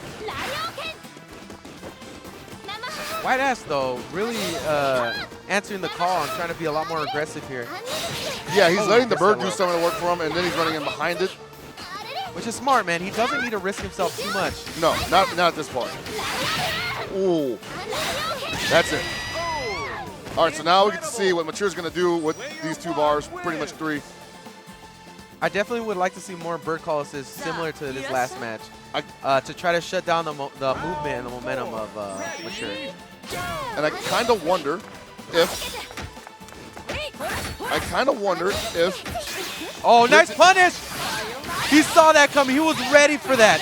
and that's how you're going to have to play this matchup, because inherently, I don't think Mature has anything that will blow up Nakarura unless he bird clinches. But White Ash cannot play this on his heels. He's got to be full throttle. He cannot hesitate, because once Mature gets that momentum going, it's very difficult to get her off. That's it. Be shook. When you drop it like that, it's hard to get back. He's just wasting the bar. It Woo! doesn't matter. Calls him out. Try to set up that fireball. Still got max mode working for him. White Ass got plenty of opportunities here still. As long as he doesn't get hit. Ooh, Good man. trade for Bridget, though. One up. Bridget slipped a little in that first match, but once again, back on his toes. Now it's White Ass's turn to get it back. And now we're going to see them both working at maximum potential. That's right. Beating the crap out of each other. White Ash has answered the call before, and he could do it again. There's not enough water in the Aquafina bottle, man. You're going to need 3 of those. All right, man. Are we going to see a character change? What do you think? I feel like on White Ash's part, he probably feels comfortable with this matchup. Right. I think he should have changed. At least the composition. Right. Yeah, I really think the composition. Maybe put Nakaruru second. You know, get a little bit more shine for Right. her. Because if he's worried that his team got downloaded, I don't Yeah. think taking them out of order is going to fix that. Especially starting out with the character that Bridget is already Familiar with, yeah. he just has to basically convince him not to do anything. Ooh, try to go for that cross-up. Gets blocked, and he guard cancel rolls out. No meter right now. They're going to take a break. They're going to take a hug break, apparently. Slowing this match Ooh. down to a halt almost. Both of them a lot of respect, not trying to get into each other's face and get in the wrong range where they can get poked out or hit. Exactly, because as soon as one of them gets the bar, then it's going to be curtains. Just a lot of facing play. Finally gets a combo here. Beautiful link. And there's that combo again. So much damage for one bar. Oh, a down A anti-air. Hey, we got those. Yep. And Oh, this time going way down. All too often in this matchup. And that's just a lot of respect on the field right now. Wow. No super cancel. Wow, tit for tat this whole first round. But White Ash still comes out on top. This is a grinder, man. These guys play almost exactly alike. Yeah, I know, right? It's just they keep walking forward. And it's working, but it's just like, I think they're realizing that, hey, we're not getting anywhere, and we can't win this game that way. Yeah. Let me emphasize the walking and not running. Yeah. It's a walking pace. Uh-oh. Did that Culkin a little too early. They're really just waiting for that optimum position that they can finally get into before they strike. Right. You know, that's why you see them jump in and out of certain ranges, trying to get somebody to commit to getting into a bad range to where their buttons are most effective. Like right there. Bridget choosing to back off, but still gets tagged by this combo. Gonna do the, whoa! What a trade. Yeah, that's fine for White Ash, but he took the hit right out the gate. Great combo here. Takes it to the corner. And now, I was going to say White Ash must be a little spooked, but not at all. It just goes right back into the game plan. No adjustment needed. He's like, what's my adjustment? My adjustment is to down C you on my wake up. Not impossible right now. Definitely looks better than the previous situation. White Ash still in there. Still able to pull something out of this. But Bridget's not going to let it happen. Bridget is just going to make him work for every hit. Gotta be careful with this activated Nakaruru. Got 1 meter. Still got some juice to work with. Oh, this might not work out. Okay. Daring him to come down. Still, even such a mobile character, still having a hard time to really find an opening. Yeah, too big, man. Ooh, just made it over and now finally gets in his face. Walking down, Bridget. Oh, that jump B is ridiculous. Oh no, not deep enough to combo. Oh, just going for it twice. The harassment's real. Having a very difficult time shutting down that fireball. And once again, we're getting down to the tip, the last seconds. Now White Ash the one blocking everything. Oh wow, that activation at that distance, perfect. Oh my lord. Oh man, and wow, just a back and forth match right there. But White Ash not able to make up the difference though, which is what he really needs to do. Yeah, White Ash right now can't get touched. Can't let this Leona Pop the raw max mode. Almost got caught with that jump in. Oh man, can't take too many more of those either. Ooh.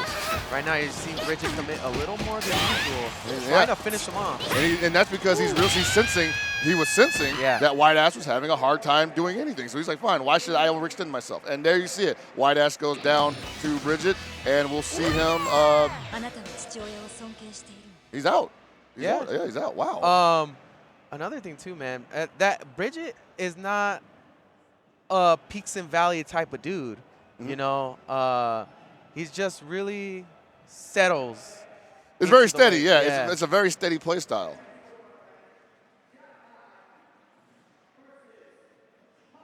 Ooh, oh man. Another losers match. Loser gets sent home, and another opportunity for Paco to silence the crowd and then bring it back to an uproar. I'm telling you right now, like Paco, you know, everybody comes to EVO thinking they have something to prove, proving themselves as a high priority for them. Twice in one night in the same top 8, Paco is up against the household names of KOF. You know, and it's really great that he got to have that match against M-Dash. It came out successful because you got to think that gave him a bit of confidence. Oh, for sure. To be able to work against Xiaohai. And Xiaohai, though he has been pretty much the most dominant KOF player ever, the fact that he took that loss initially showed a bit of weakness there and perhaps allow somebody like Paco to think this can be done. I can do this. I'm ready to take Xiaohai out. We saw him crack. Yeah. Now that he knows he's human. Yeah, and as a competitor, you got to see, yeah, man, I'm down for that. I'm down for a Xiaohai cracking, you know. But how does he get him to crack? He's got to play that patient game. He's got to play that game where Xiaohai feels like everything he wants to do is no longer on the table. So what's he supposed to do after that? Wake up DP out of the corner, apparently. I don't know if TC Paco has that play style. I know that TC Paco has a style that can expose weaknesses when they appear, but can he straight up get make it appear, you know? I mean, what's the most effective thing we've seen? As far as what I've seen is that when Luis Cha played Xiaohai, he was able to take advantage of his ridiculous reactions and use it against them. And that's scary for somebody like Xiaohai because he's like, that's literally what's putting me in this top 8. That's my bread and butter. Yeah. You know, my bread and butter is I have great reads and I have great reactions, which, you know, make me feel very confident or makes him feel very confident in his play. But when you make that his weakness, which is ridiculous in itself, when you make that his weakness, then where does Xiaohai go? He has to think. And when you have a player thinking that much, he's losing. Yeah. Yeah, that is a losing strategy. When you have to work so hard to come up with a new strategy to counterattack the other opponent, because so far the whole tournament, your bread and butter have been those things, and you're betting your whole hand on that. Right, and your adjustment just isn't there at that point.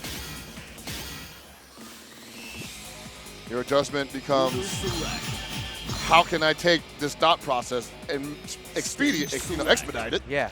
And then include it in my repertoire. And I'm not even sure even Xiaohai can do that immediately. Round 1. Well, we're going to see. Ready, go! Okay, Xiaohai starting out immediately with a light combo. And goes right into a really bad slide. Ooh! Already, very different Paco we've seen already. He's converting, looks comfortable. Very composed. Oh, gets the down B activation though. Xiaohai turning it around for himself. He's got to get back to where he was at the beginning of this round. Xiaohai was not enjoying that. And he's playing a little bit respectful here. And is going to allow Paco to get his gameplay started. Got to be careful with that. I guess he's afraid of the pillow. Ooh, all about that bad dash punch. And yeah, now we're seeing Xiaohai with the adjustments where, you know, maybe I don't need to DP every untrue block string. Exactly. You know, like I said before, he's a very good fundamental player. Knows his spaces very well and knows where to sit at a point where you cannot challenge him and where he can hurt you. Right there. He's sitting at that spot. Oh, bad DP. Oh, no, that's a huge drop. Jeez. Huge drop. That would have been monster damage on Xiao Hai. That drop just kept coming. It wasn't over yet. And now he's trying to go for the gimmicks. Trying to find a way to recover here. That activation, giving him a little bit of breathing room. Oh no, that was a bad leg lift. He could have gotten a full combo for that. Unable to convert. Roll reversal here. Now Xiao Hai's back in the corner. Oh, but he gets a combo. All right, this Kua is doing work. This Kua is getting the business. A lot of mistakes though in this match. Xiao Hai, a lot of bad DPs, dropped combos by Paco. And luckily for Xiao Hai, he's not getting the full punishes. Exactly. Sitting on a big chunk of meter, but we all know that Mai's not the best at converting tons of damage. I mean, they both need to tighten up at this point. If either one of them advances, they can't get away with this anymore. Oh! All right. You see Paco seeing his opening and completely taking all of it. That's right, man. Trying to stay focused here, TC Paco. Round 4. Ready, go!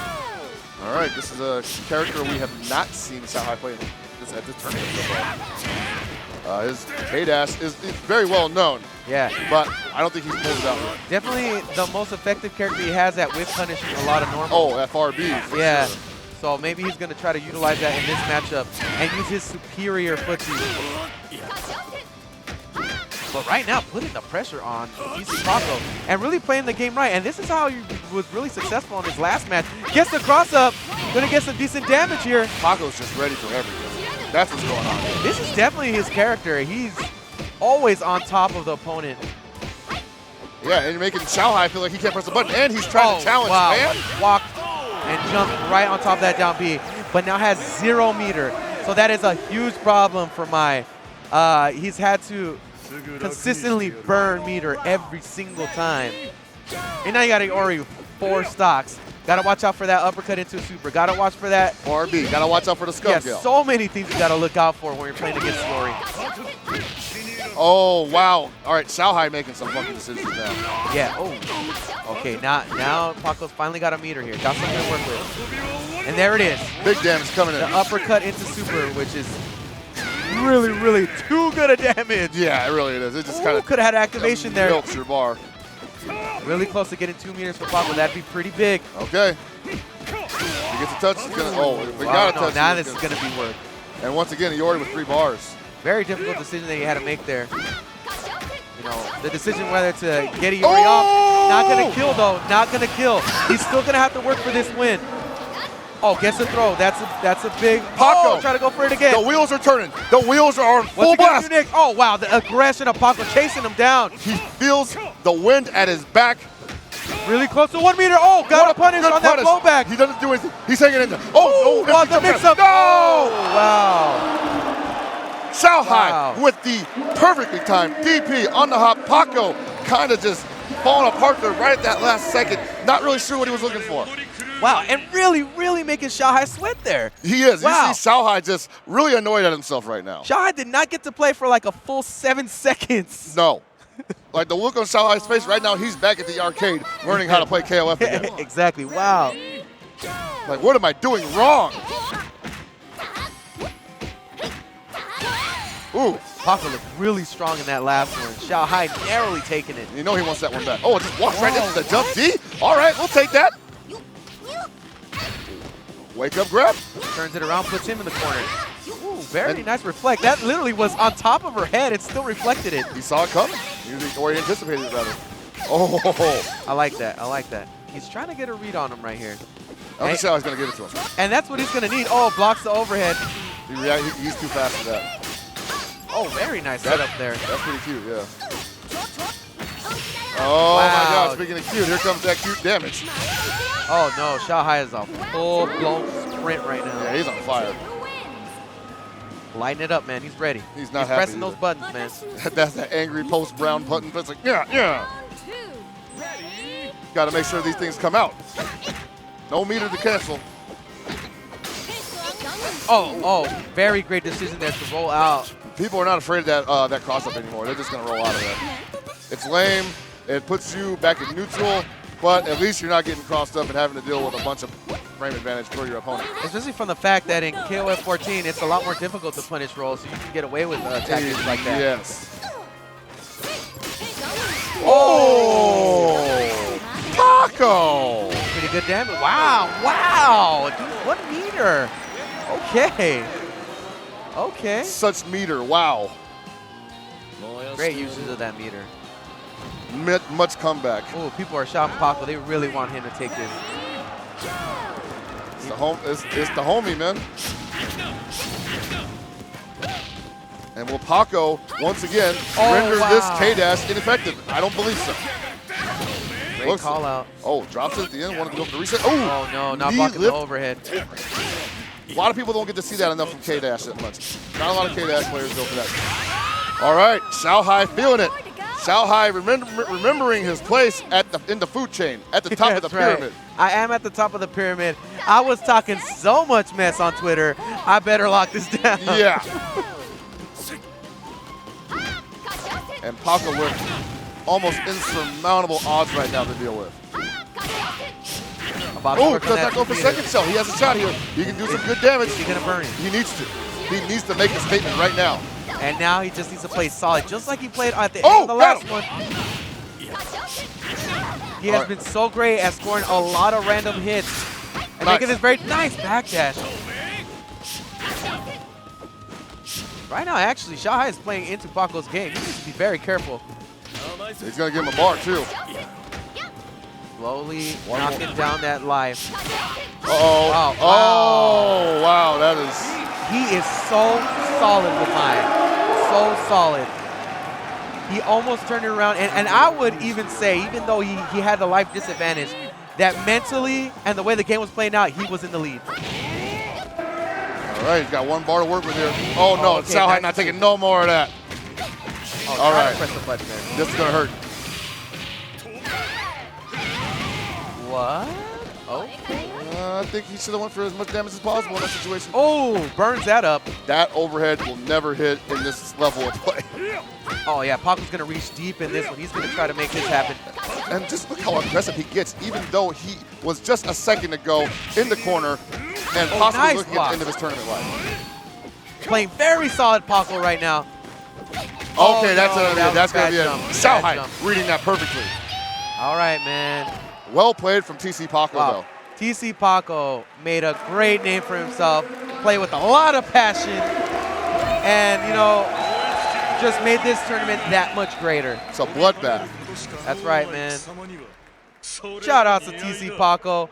I guarantee you'll see more of this man in the future. Chat, let me see your Bible thumps. All right, man.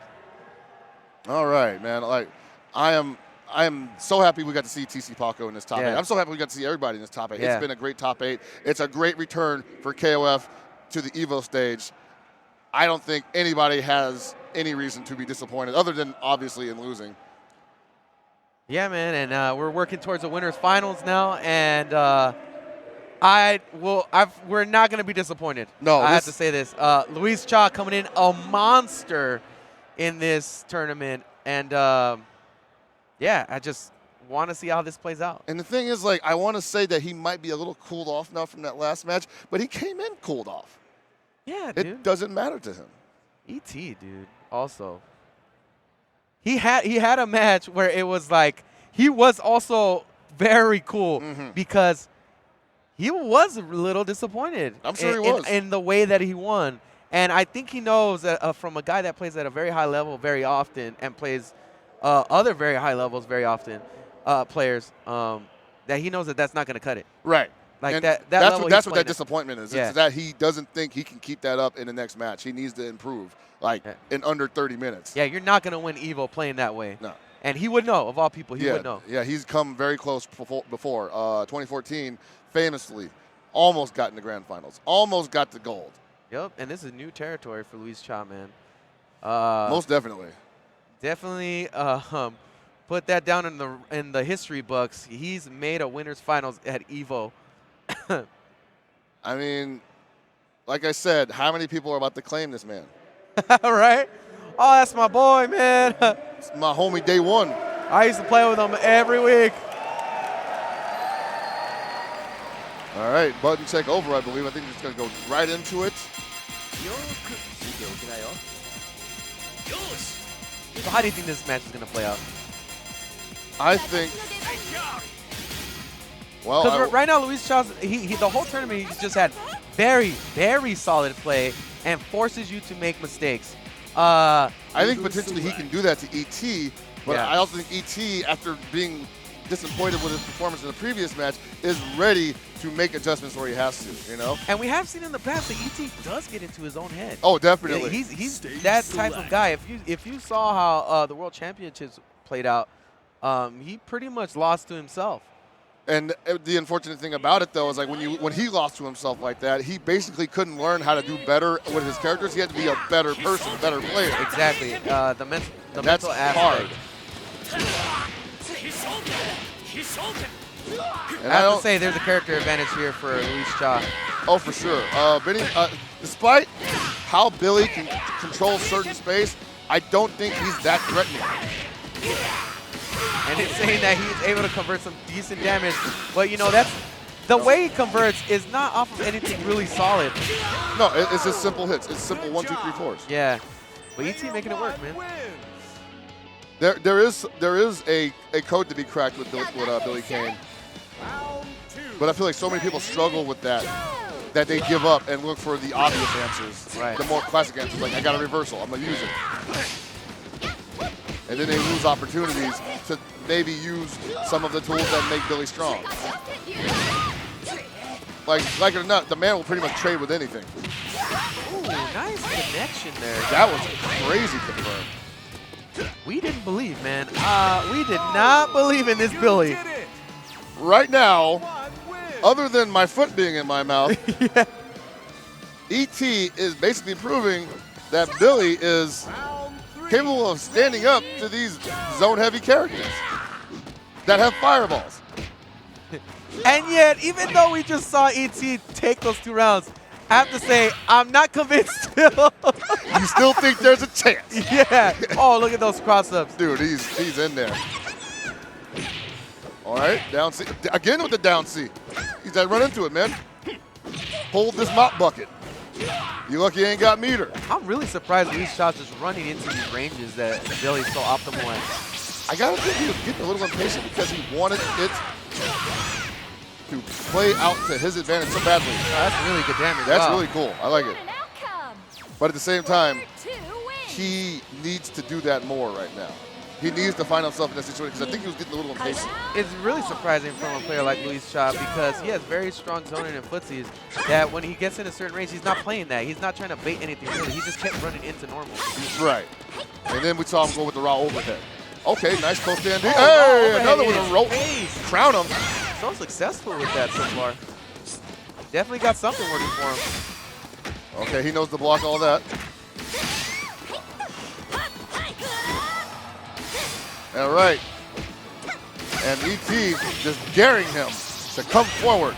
And Luis Chaw saying, okay, Okay. let's get personal. Yeah, man. ET's trying to cool him, dude. He's trying to freeze him up, but Luis Chaw slowly gaining ground in this match. Final round. Benny Maru pulling up the rear. And really, ET doesn't have to do anything.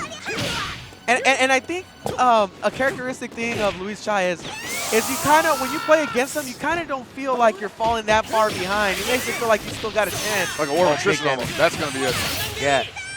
He almost makes you feel like, you know, I'm in this, or you might even feel like you're really far ahead.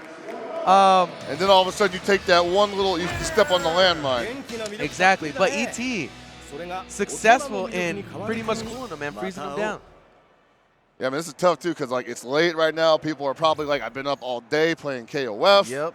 I need something to eat. I need to go home. I need a drink. I need to go take a nap. You know, nobody sleeps in Vegas. Can't, man.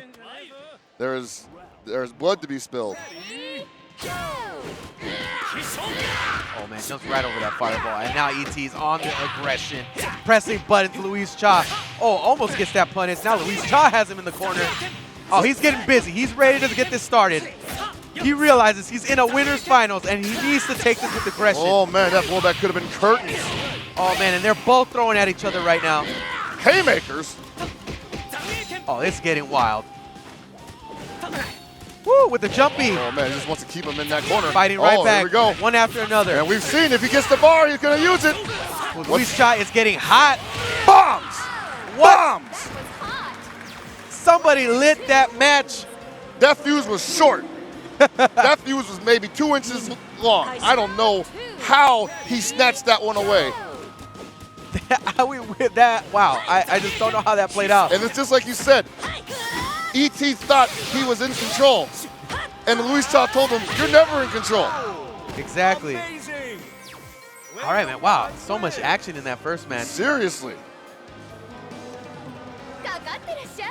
And this is actually an even match in my opinion. I think that these both of these people on their approach more or less negate each other. It's going to come down to who hits the button fastest. Well, right now, Luis Cha is trying to give him that action. Oh, That could have been a bad whip punish too. He was right in range for something nasty. Okay, Mai currently with 3 bars. So E.T., if he jumps, it's not going to be anywhere near where, you know, he can get hit by that climax. got hit by that overhead twice. E.T. I feel as unsuccessfully been able to pull him off, but gets a combo. Oh, that, what? Don't press any the buttons, man. smart steer occurred. When you want to do that double tap, you get the auto combo. Sometimes you got to let it rock, though. All right. Are you serious? A really, really close match. I might have to stand up. I'm sorry. Somebody bring me some water, please. Oh.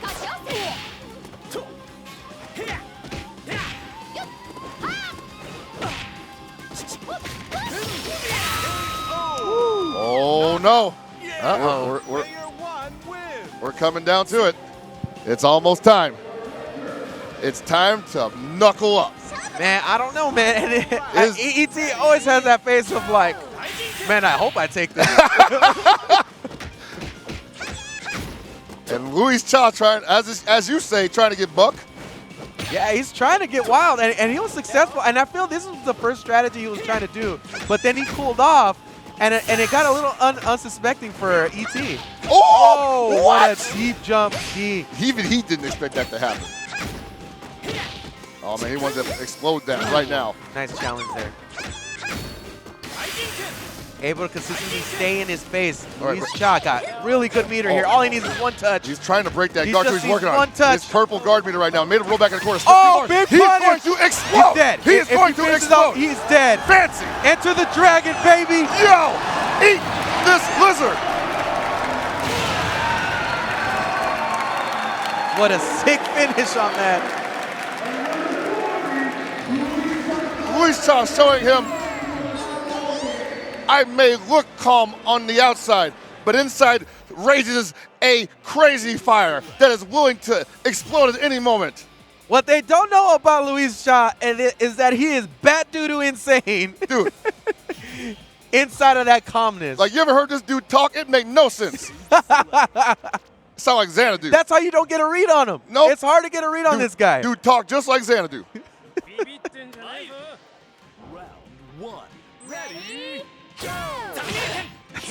Ooh, the things going on in this man's head.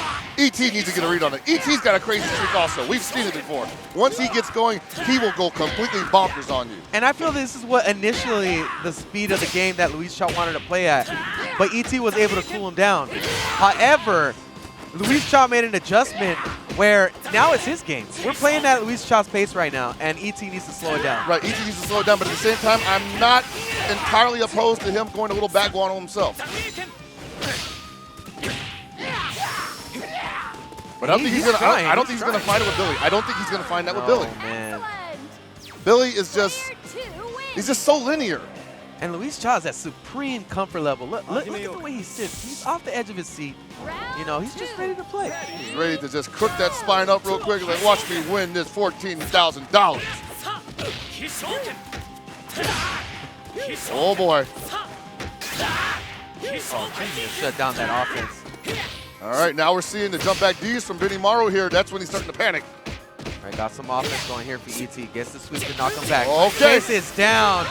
He's Luis Cha. gonna get full health from this. Even meter. Not a bad situation for ET, but he has to keep that pace up. Looking at him like, hey, saw that, right? And Got as far as competitive KOF has been in the past few years, it's been heavily on momentum. Notice the patience in waiting for that follow-up. Whoa! That hit! Whoa! What a Oh my God! What? Hellpock is losing his mind in the commentators. No, what is that hitbox? How does that work? And Luis Cha doesn't care. He's like, well, it works, so I'm going to super it. I got you, bro. Right wow. underneath the air Raijinkin. He's looking for it. He's looking for anything he can do right now just to get this man off him. It's coming. Oh, good trade. And even though ET is ahead, it still seems like he's playing He's from playing behind. behind. He's looking like he's nervous. He's like, oh boy, we're both orange health, but I need to touch you once. He's looking to the sky saying, Lord, grant me the strength to withstand this storm known as Luis Cha. Round 4. Ready, go! And this was the problem last match. And he's right on top. He's managed to stay on top of ET. And he better be Majority careful. of the match. He actually better be careful doing the reversals with the idle kick. Because if ET sniffs that out after the jump back, he's going to eat that level 2 beam. And it's going to be even money again. He uses the blowback to push him off. Luis Cha trying to find a way to get in. That far Sensei. All right, good trade. And he's on him. Oh, bad jump. Oh, boy. Here we go. ET turning around right now. Can't spin any meter run going. Oh, doesn't miss it off, though. Don't know about that. He's just got to connect a few more hits. And Luis Cha can take the round. At about 30 seconds, he'll get a little bit of life back, so he can't get hit if he wants to make this turnaround. Can't chip him out like that. He would just get out of there and possibly punish the Rekka. Uh-oh, almost a bad jump. Oh, very nice, that very nice. far stand D. Player 2 wins. Oh, man. I feel like I'm up there. Final shot. round. Ready, go! Ooh, Oh, very nice very opening nice. stand C. Yeah, that's checking good. him. Check him. That's going to keep Leona from doing so much right now. Leona famously losing her far stance, or else this would probably look totally different. Try to make something happen with that overhead. Cross up, not enough time to convert though. Uh-oh, we got to activate He's Leona gonna- here. he's gonna block it. He's Chokes gonna- will roll out of there. Yeah. Nice. Hold on, don't do nothing. Oh, He knows, man, he knows. that meter is going down. Yep, he saw the hole though. And ET willing to just do what he has to do Wow, to get the second game. he really minimized the options there, ET, when he got into that block string, because Luis Cha had to commit to burning that meter. And what happened after he burned that meter is basically if he did convert any damage, it wouldn't lead to anything significant. So really put him on his heels on that one. Dude, I feel like I'm just going to be deflated after this. Like all the When air aren't we, man? After every KO KO in top 8, just all the air leaves your body. Take me to the oxygen bar. I won't be talking the whole day tomorrow.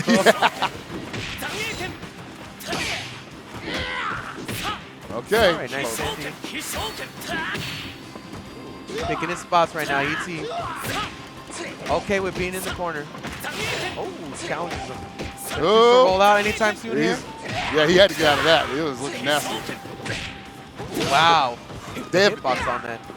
Stand deep. I'm telling you, if he's making that work, you know he's got a lot of confidence in this match. Oh, yeah. Got to deal with those Dynamicus, man. Wow. Run up, close standing B to forward A. Player 2 wins. And he knew Billy didn't have nothing in that corner. Nah, man. Luis Cha's got supreme confidence in that matchup. Another close standing. Not letting him get away with that is ET. Gonna put him in the corner, put him down for the hard knockdown. Once he got after that, oh, he's the level 2. Back to back.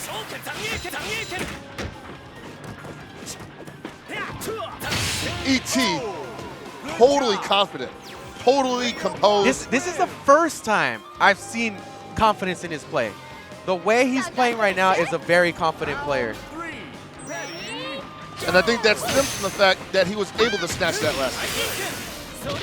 And everything's connecting for him right now. It's going his way. Can he keep the momentum up? Nice. Sometimes that's all it takes. It's the empty jump command grab. Jumps to the other side. Whoa. Easy there, big fella. All right, rolls right out. I like that decision. Whoa, about to get put back into the corner once again. Has 1 meter if he wants. Very hard to get out of this pressure. Uh-oh. That's been all that meter to get out of that. He didn't want no more parts of Wow, that. his guard meter went way down. And notice how Luis Chaw's been doing that a lot to him. Yeah, Basically threatening him to break his guard. And he's like, you better get out, bro. not really giving him a chance to play, but connects the max mode combo here. Oh, Gets into the resets. Some safe pressure. Oh, he's the far B. Drops him on his knees. This could end up going 2-2. Mai with a fair amount of health. And Luis Chaw proving that it is not easy to catch his mind. You got to work for it. He is not going to put himself in the Oh man, just at the last second. solid punish. All right. Oh man. I would have liked to see Luis Chaw maybe build some more meter in that matchup. Maybe take a few nicks down from ET's life. But he is coming into this next match with, was it 2 to 3 meters? 2 to 3 bars, full health, obviously. 2 but meters. it's more or less a even match at this point. But again, opens up the round with far stance C. And that sets the tone. Is he going to let it rip with this combo? I think he's going to keep it basic. I don't think he's going to use it. Okay. Oh, close up the moon. Oh, man. Big damage. Is it? Yep. You got to, man. And you still got 1 meter to work with. Big mix-up coming up. Incoming. Whoa, what? Backdashes on his wake-up. I think he thought maybe he was running forward or something. Especially since he backdashed into the corner. Got to be very careful here because Luis Chaw can punish into a stance activation. Oh, is that it? Can he kill with this? Oh, no. And he's in maximum, so he can't do the Farsi activation yet. Oh, wow. No meter, muy, muy. I don't know about this. Oh, my Lord. Just with a vanilla jump D. Yeah, I think that ended with a few bad decisions, and ET was able to capitalize off of that. Possibly. Jump D, one of her best buttons, had to be on the lookout for that. But if he wasn't, then that's on him. Yeah, that's true, man. All right, Luis Chaw, man. He's still going to have a run in loser's bracket. Loser's bracket. He's got to fight Xiao Hai, though. Again. Talk about earning it. Talking about having to earn it. I know we say trial by fire, but, like, when does it end? When does it end? We have, like, possibly a completely different outcome. Or we possibly have top 8 double jeopardy. Yeah, and I'll tell you what, we have some pretty... Oh, wait, actually, no, ZJZ had to play Xiao Hai first, and then we see who's plays in the loser's bracket. My bad. Yeah, we have really solid players. The consistency has stayed in this tournament. It certainly has. And the explosiveness is kind of fizzled out so far. Well, you know, people are tired. Yeah. Like the consistency takes a massive hit when physical exhaustion takes over. Yeah, that's true, man. I mean, being explosive takes a real toll in your game. Yes. A lot of people wonder, like, what part of physicality comes from playing fighting games in a competitive atmosphere? And I'm like, well, when you've been playing since 10 a.m. in the morning and it is now 10 p.m., yeah, there's some drop off. I mean, it's mental fatigue. Mental fatigue. Like mental fatigue is real, man. And it's also physical. Yeah. Mental fatigue will lead to physical fatigue. Your reactions get dull. You even get kind of numb sometimes, you know? Who can expand the least amount of energy and still manage to take these wins? That would be the answer to that question. Will be who wins this tournament. Yeah. But at this point, we were going dangerously close to like 2 guys slugging it out with barely any energy left, and they're like throwing like, you know, these flower punches like pat. How many times have you seen this happen in KOF though? This is the story of KOF. It's always been this way, where it's more of an endurance game. For sure. Right. And that's when you see the tides turn so heavily because some people just cannot hang. You got to play 3 characters at the same caliber consistently. And when you're playing these matches that you've seen that the time gets wound down almost completely, yeah. You know, you're playing some really long matches. It's almost like boxing, you know, like when a boxer gets tired, he starts hugging and going against the ropes. Yeah. That's when you're seeing the timer run down because they're literally just like, I can't think right now. Yeah, I need some room to breathe here. And the opponent is in the same position and totally willing to say, yeah, let's take a breather and let this clock run up a little bit.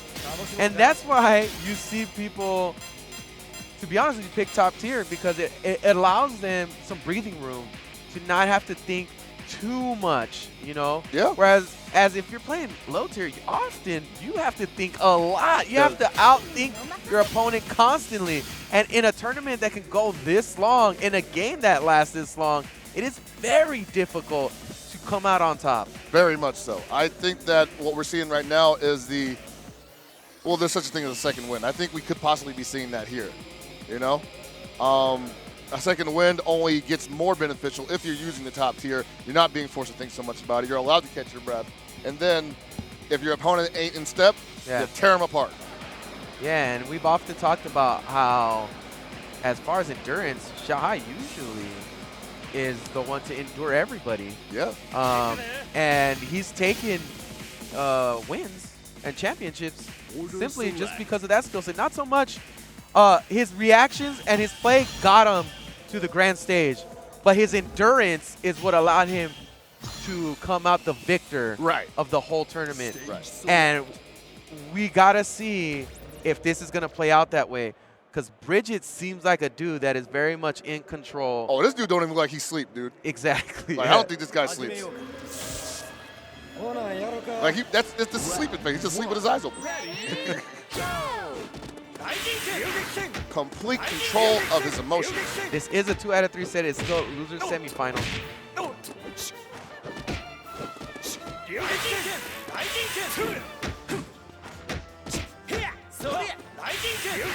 Oh man, that mental fatigue is real. They are breathing.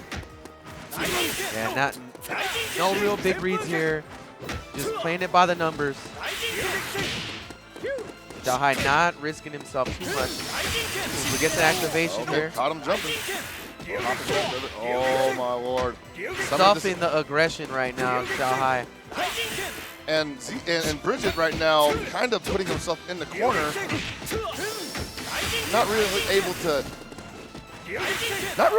make the case for the decisions he's making. Man, the timer in these matches are getting stretched. Yeah.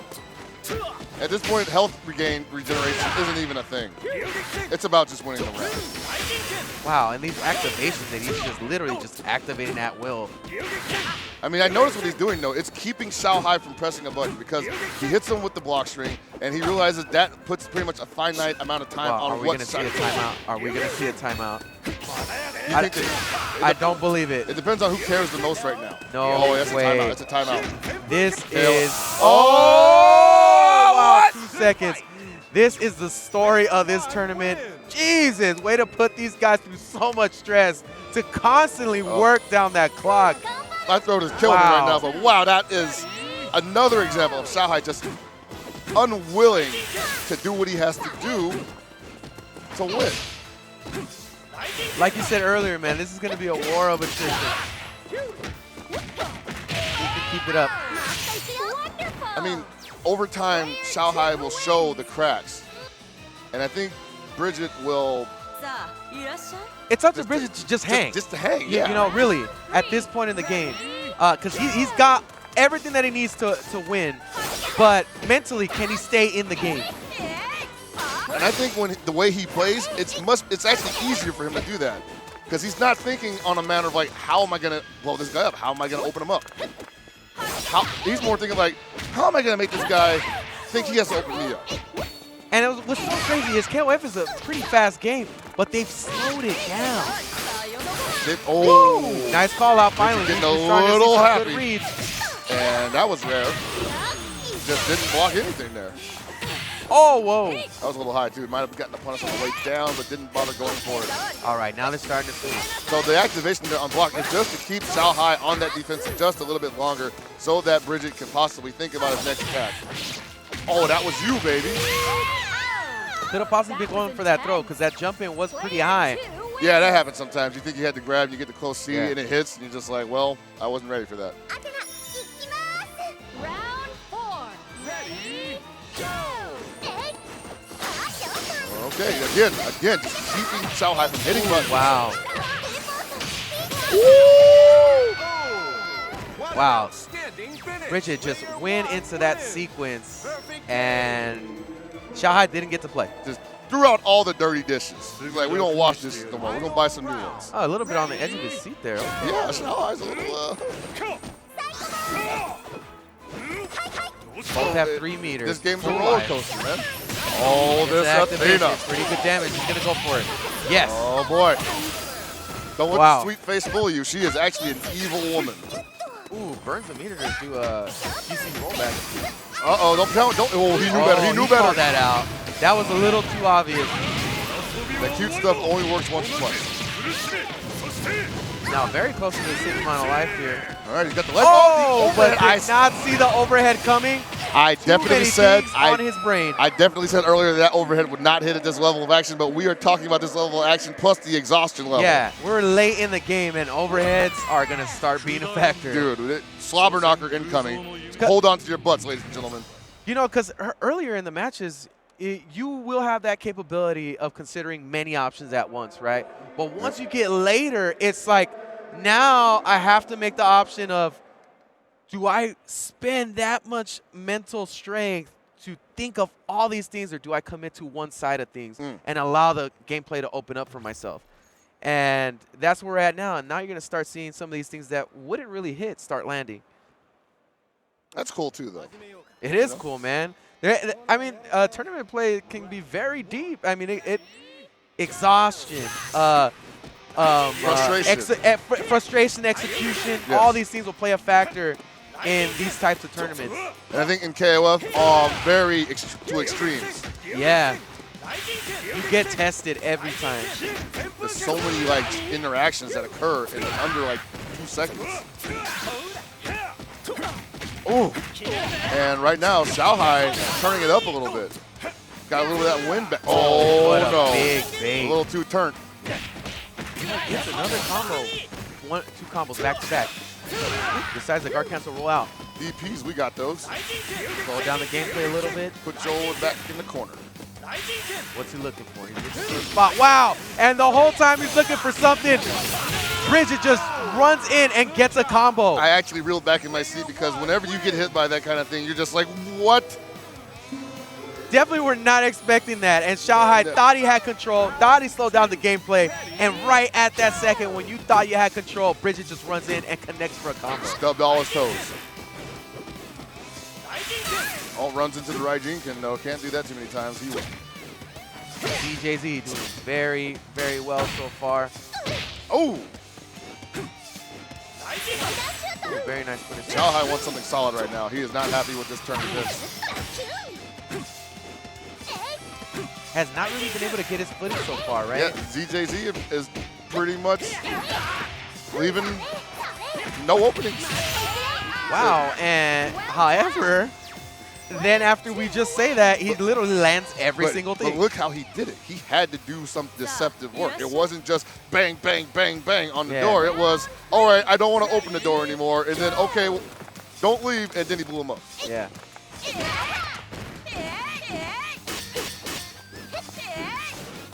But then again,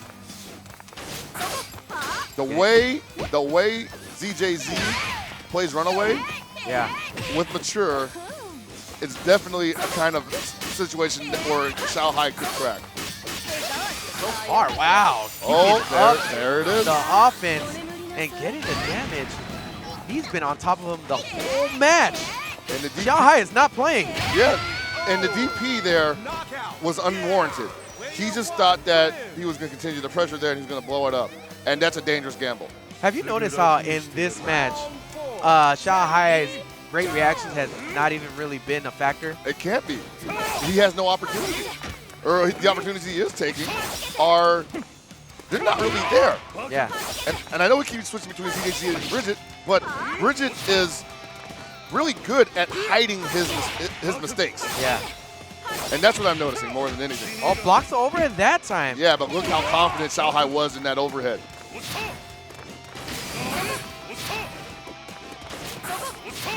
Yeah, he's going to try. Wow. Stand the activation. Baby. You're going to start seeing more of that type of stuff as the match starts to wear down. I definitely think he needs to spend some more bar than that. Uh-oh. Trying to bait something out there. That clock is getting a little low. Ooh, nice down C. I'll take that trade any day. Got 4 bars. Uh-oh, setting up the offense. He's going to do a blowback. Oh. Ooh, press the button. What? I did not expect that. He did it again. What's he doing? He did it again.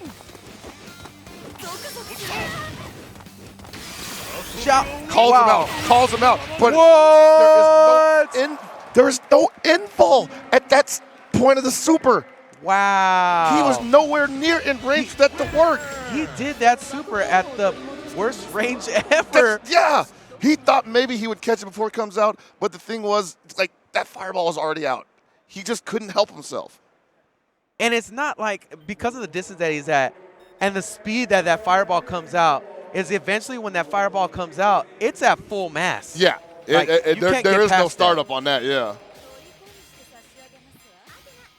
You won't be negating that fireball by a hit. It's there, Yeah. and you can't get around it. Ooh, man, and this is the first time we've actually seen Xiaohai in deep thought. He's played so confident through every tournament I've seen him in, and this time it's like, different ball game, man. yeah, and it's crazy because we keep saying this in these matches, right, where somebody is ahead, but it just doesn't seem that way, even though they are. You know, the way that the matches are playing out. The momentum is deceptive. Yeah. Like, I feel like we can see somebody pull off an insane combo, and we're not even looking away from the screen, but the next thing you know, KO. Yep. And like we said before, man, thank you guys for watching KOF at EVO 2017. We're having a great time here. We're not even close to being done yet. No, man, tons of action still left. Ooh. Nice roll back there. People have been talking about how that slash from Benimaru should be just stuffed from now on. It's got enough startup on it, so people just got to be ready for it with the reactions. Right. Oh, man. Bridget just giving him all he can handle right now. Bridget is working. Xiaohai might be gassed. Both burning so much meter early throughout the course of this match. Xiaohai just not really being that effective here. He's got the life is tied, but I just don't have that feeling that Xiaohai's like, I'm ready to take control. I feel like right now Xiaohai's in the twilight zone and can't really find his way out of it. Like, what am I gonna do to get out? Stuck in the maze, huh? I'm trying to find a door to get out of this place, and I keep pulling the wrong one. They played a game of Last Guardian, you know, like the puzzle is just too deep. Man, wearing down that time again. Uh-oh, actually, this war of attrition might work out in Xiaohai's favor. He's got one bar. He just made, oh! I'm a betting man. I think we're gonna see a 0 time. He should super catch. Timeout. Are we gonna do it? Do it. Oh no! Wow. Oh my God. Lord, have mercy. Almost choked on my foot. Wow. It's that kind of evening, folks. 0 doesn't mean 0 in this game. No, it does not. All right, our first timeout in this top 8. I haven't seen a timeout ever at this level, especially. I don't think I've even seen it in KOF 14 ever, in my experience. Talk about wearing down the opponents. This is heavy. Ooh. And in this situation, you want to be excited. You want to be yelling and screaming, but it's just so intense. Like, you can just feel the energy from those two right now. These two players are just stretching it out. The aura is just clashing. Someone's going to budge, man. You're going to see somebody crack. You're going to see it happen. Well, so far it's been Xiaohai. He's been cracking with these really crazy decisions. Oh my God. It begins.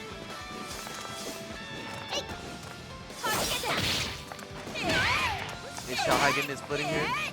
I think so. He liked the feeling of that DP. Wow. He liked the feeling of that DP interruption. Here we go, man. Starting to find his placing. Placing those buttons at the right spot. Oh, no. Convert. All right, he learned his lesson the first time, I guess. You know, I just realized something. Maybe he was trying to throw him after those setups. And when he went for the EX. Oh, you're right, yeah. Because that time he did throw him. Okay. And that's why those close normals were coming out. The distance was different. Yeah. So, mistake by Xiaohai before. Most likely. Okay. Don't press any button. Yep, catches him on the back dash. There's not much you can do. It's very hard. You just got to eat that mix-up and block correctly. Yeah. Oh, nice straight. Once again, Shanghai slowing down this game. Wow, activates off a far down B. Oh no. And it's looking like Bridget is the one that started cracking. A little bit. He's just being a little too linear, a little too methodic. Can he get out of this funk, man? I feel like he's stuck in a rhythm right now that Shai's calling out, but he gets a combo. Woo, does not have to burn the meter to kill. Ow.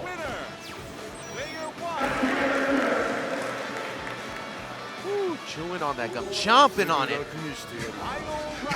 Man, That gum has got to be so dry. You dude, are chewing on paper. Chewing on paper right now, man. Like, that gum had a family. Does not opt to spin the bar. Ooh, nice. Wow. Overhead. And look at half-life at this point. Let him take that with you on the way out. Oh, Scum Gizzle. Scumarooski. That could be deserved. Scumgoraya. That didn't work so much. Took him out. Wow. Okay, that's it. I'm pretty sure that's he got That's eliminated. it. That was it, man. That Scumgale ruins lives. And you gotta wonder how full is Xiaohai's tank right now. That took a lot of energy. That took a lot of energy That was to play, a really long to match. survive through, to watch.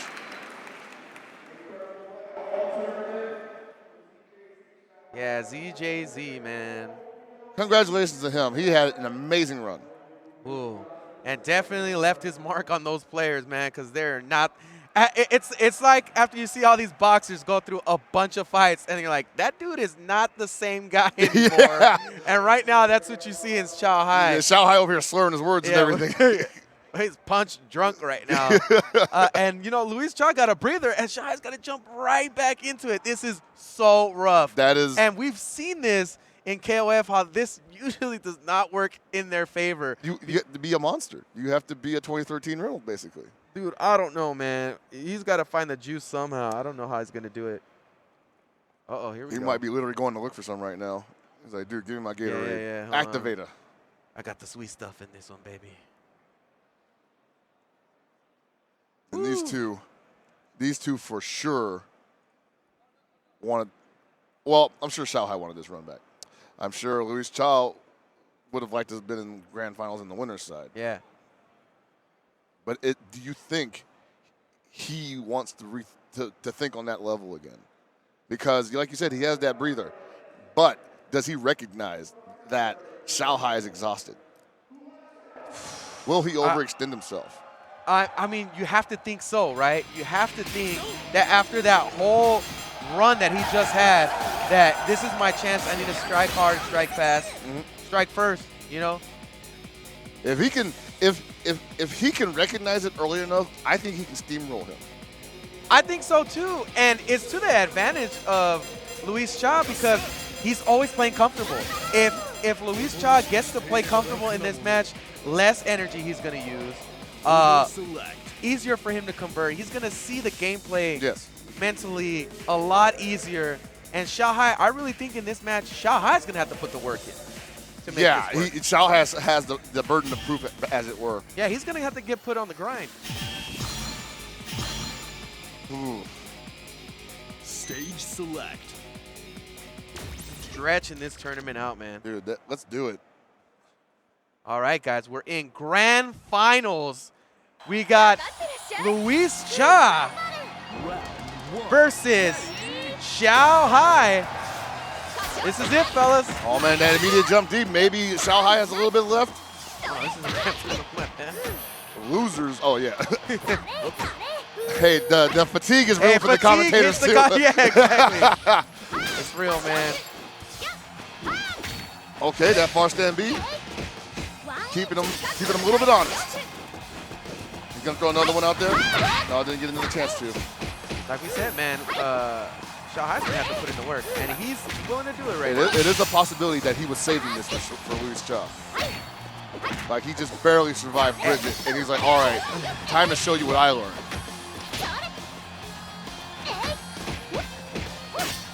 Yeah, ooh, I don't know, man. Luis Cha's making the mistake of letting Xiaohai get comfortable. Almost at a guard break. Wonderful. Uh-oh. Player 2 wins. When the momentum is that early on in Xiaohai's favor, it's very hard to wrest it from his hands. You know what's crazy too is we're going from a 2 out of 3 set into a 3 out of out of 5. Whoa. Yeah, that's gonna be real different for both of these guys. That's heavy, man. That's More chances to play don't always mean more chances to win. Yeah, low D, once again, being the bane of every jumper's existence. But Xiaohai does not let it bother him one bit. Game plan still the same. Is Xiaohai on his second win? Or is Luis Cha just not enough gas, but he connects for a combo? Perfect opportunity to just take out this cool. Gonna get a decent amount of life back from it. No meter. Xiaohai has 3 bars. But I gotta think that Luis Cha at least feels a little bit more comfortable fighting a Robert in this current situation. And I definitely don't believe that this is gonna be a match where you're gonna see a timeout. No. I mean, you don't know. Xiaohai could just go crazy Reynolds style all of a sudden and start doing Shippuden back to back. Oh, nice. That long low B from Andy. Really deceptively, it's got really good range. Oh, remember that he represented that down D in the air, which cuts his jump arc. I think he's trying to bait out that DP. And worked for him before. I don't see why he wouldn't do it again. Yeah, seriously. Oh, man, it got hit by the overhead, though. Nothing behind it.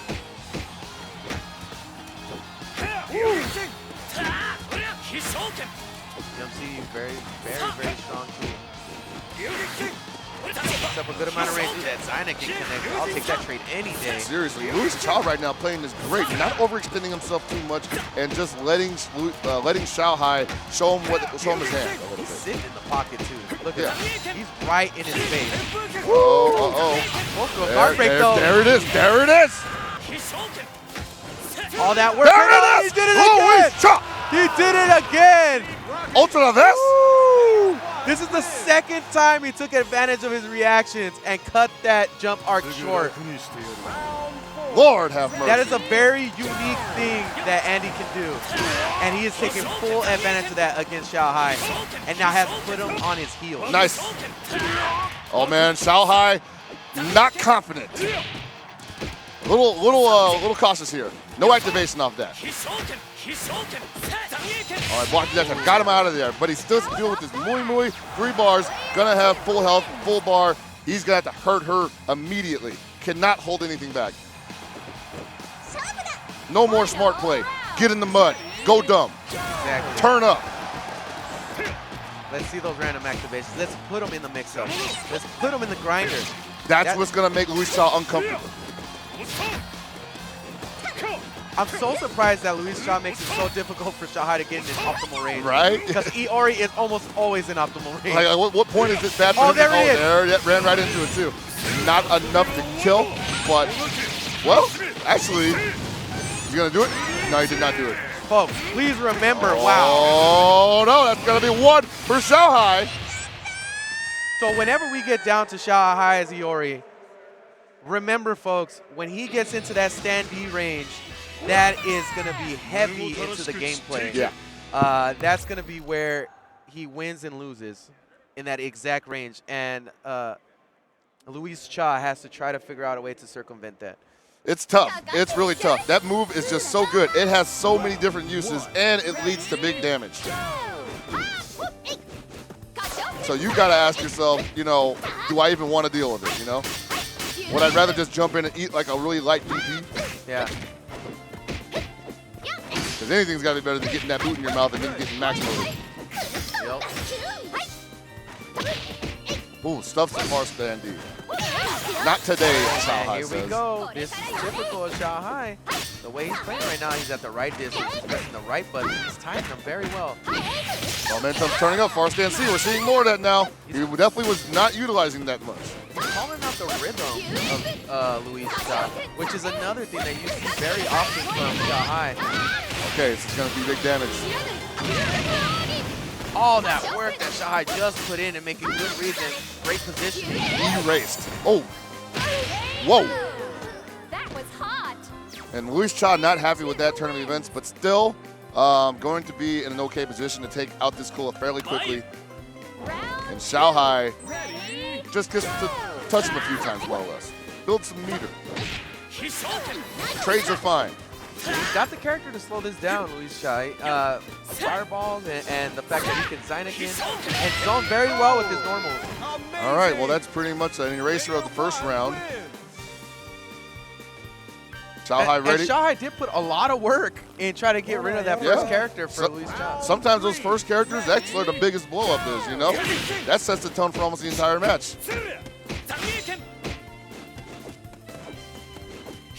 And as fans of this game, as competitive players of this game, you look at this and you're just like, I'm not seeing the threads that these guys are seeing right now. Right.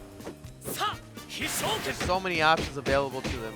There's so many options that they gotta consider. Right, and so you wonder, like, hey, is it just better to never give them the opportunity, you know, to just be like, I won't even be anywhere near them. At this point, it's who can get the read on each other first. Basically, right? And I think maybe they're both a little fatigued at this point, you know?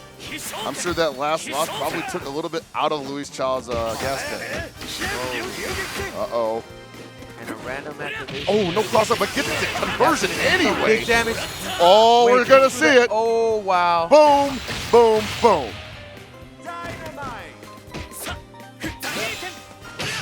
Oh, stuffs the overhead. Wow. Are you kidding me? Raw forward A. And he had something behind it. Like he meant to do that.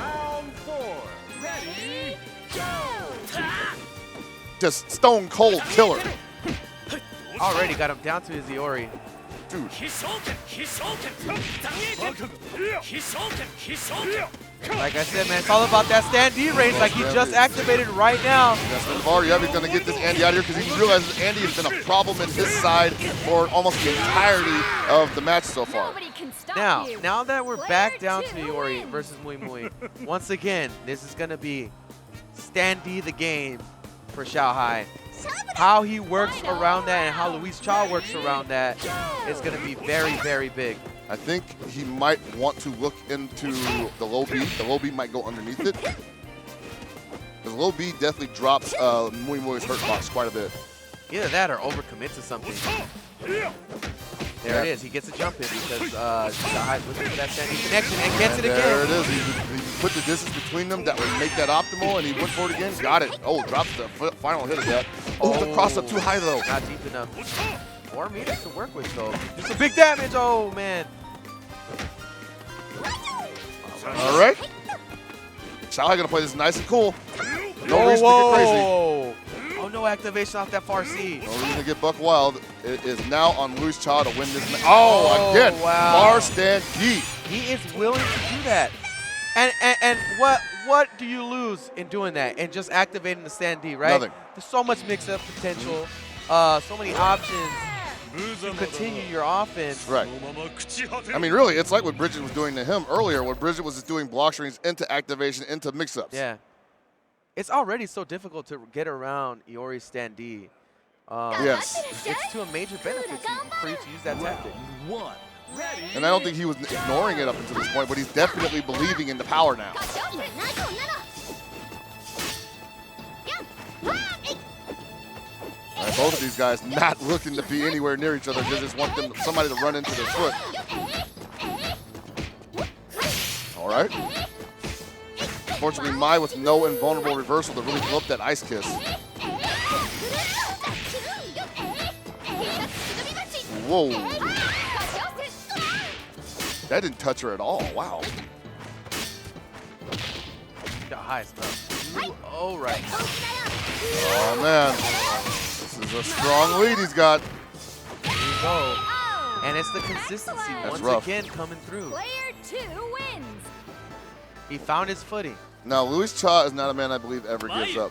But at the same time, I feel like he is very realistic in his odds. And so he's going to back up here and wait for Xiaohai to possibly get frustrated with his defensive play. Has he run out of gas? It's possible also. Like we said, this is the first time Luis Chai's been at this level at EVO. Yeah. Oh, and everything's connected at this point. Yeah. Oh, hello. Here we go. He's going to get his offense started. That was a little obvious. Rolls back out, bro. Shut that down. He's got 4 bars, though. might as well make use of that. If he doesn't get hit anymore and he's able to convert big damage, this All right. is going to be a really big deal. Right now, it's just a bunch of single hits, though. I don't think Xiaohai is going to do anything where he's going to get hit out of the maybe he's just out of the air. But yeah, I just don't see it happening right now. Luis Cha is having the toughest time nailing down this cooler to the ground. He's backpedaling at this point. Yeah. And Xiaohai just totally comfortable, sitting pretty. He's on his second win. He's in the skybox, man. He's definitely got his second win right now. He's chilling in the skyline. Everything's connecting. Strategy is simplified. Not too much work needs to get put in. Cooler than mint ice cream. Luis Cha's gotta make something happen, and this is so difficult at this point.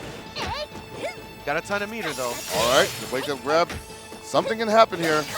I'm not confident that it's going to happen off of a straight conversion. It's going to have to be, well, that's not going to be enough, but Luis Cha in trouble.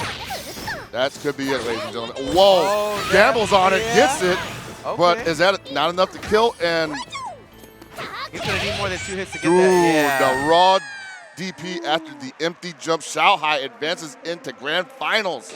And that is exactly what we were talking about, where a dude is an experienced marathon runner. Yes. He's in it for the marathon. It's not about the speed. It's about, Man, oh my God, Are you did you gonna- see his face? Yeah. He is so gassed. yeah, he's just like, Jesus. give me the tank. Dude's got to reset, bro. He's got to reset to win. I think right now what a huge advantage it is to be in winners. And ET has flat-backed him before. Oh, man, this is going to be rough. ET has beaten him up before. It is right now on the West Coast, 10:52. It's 8 minutes away from 11 o'clock. We're a little bit behind schedule, but it's worth it, guys.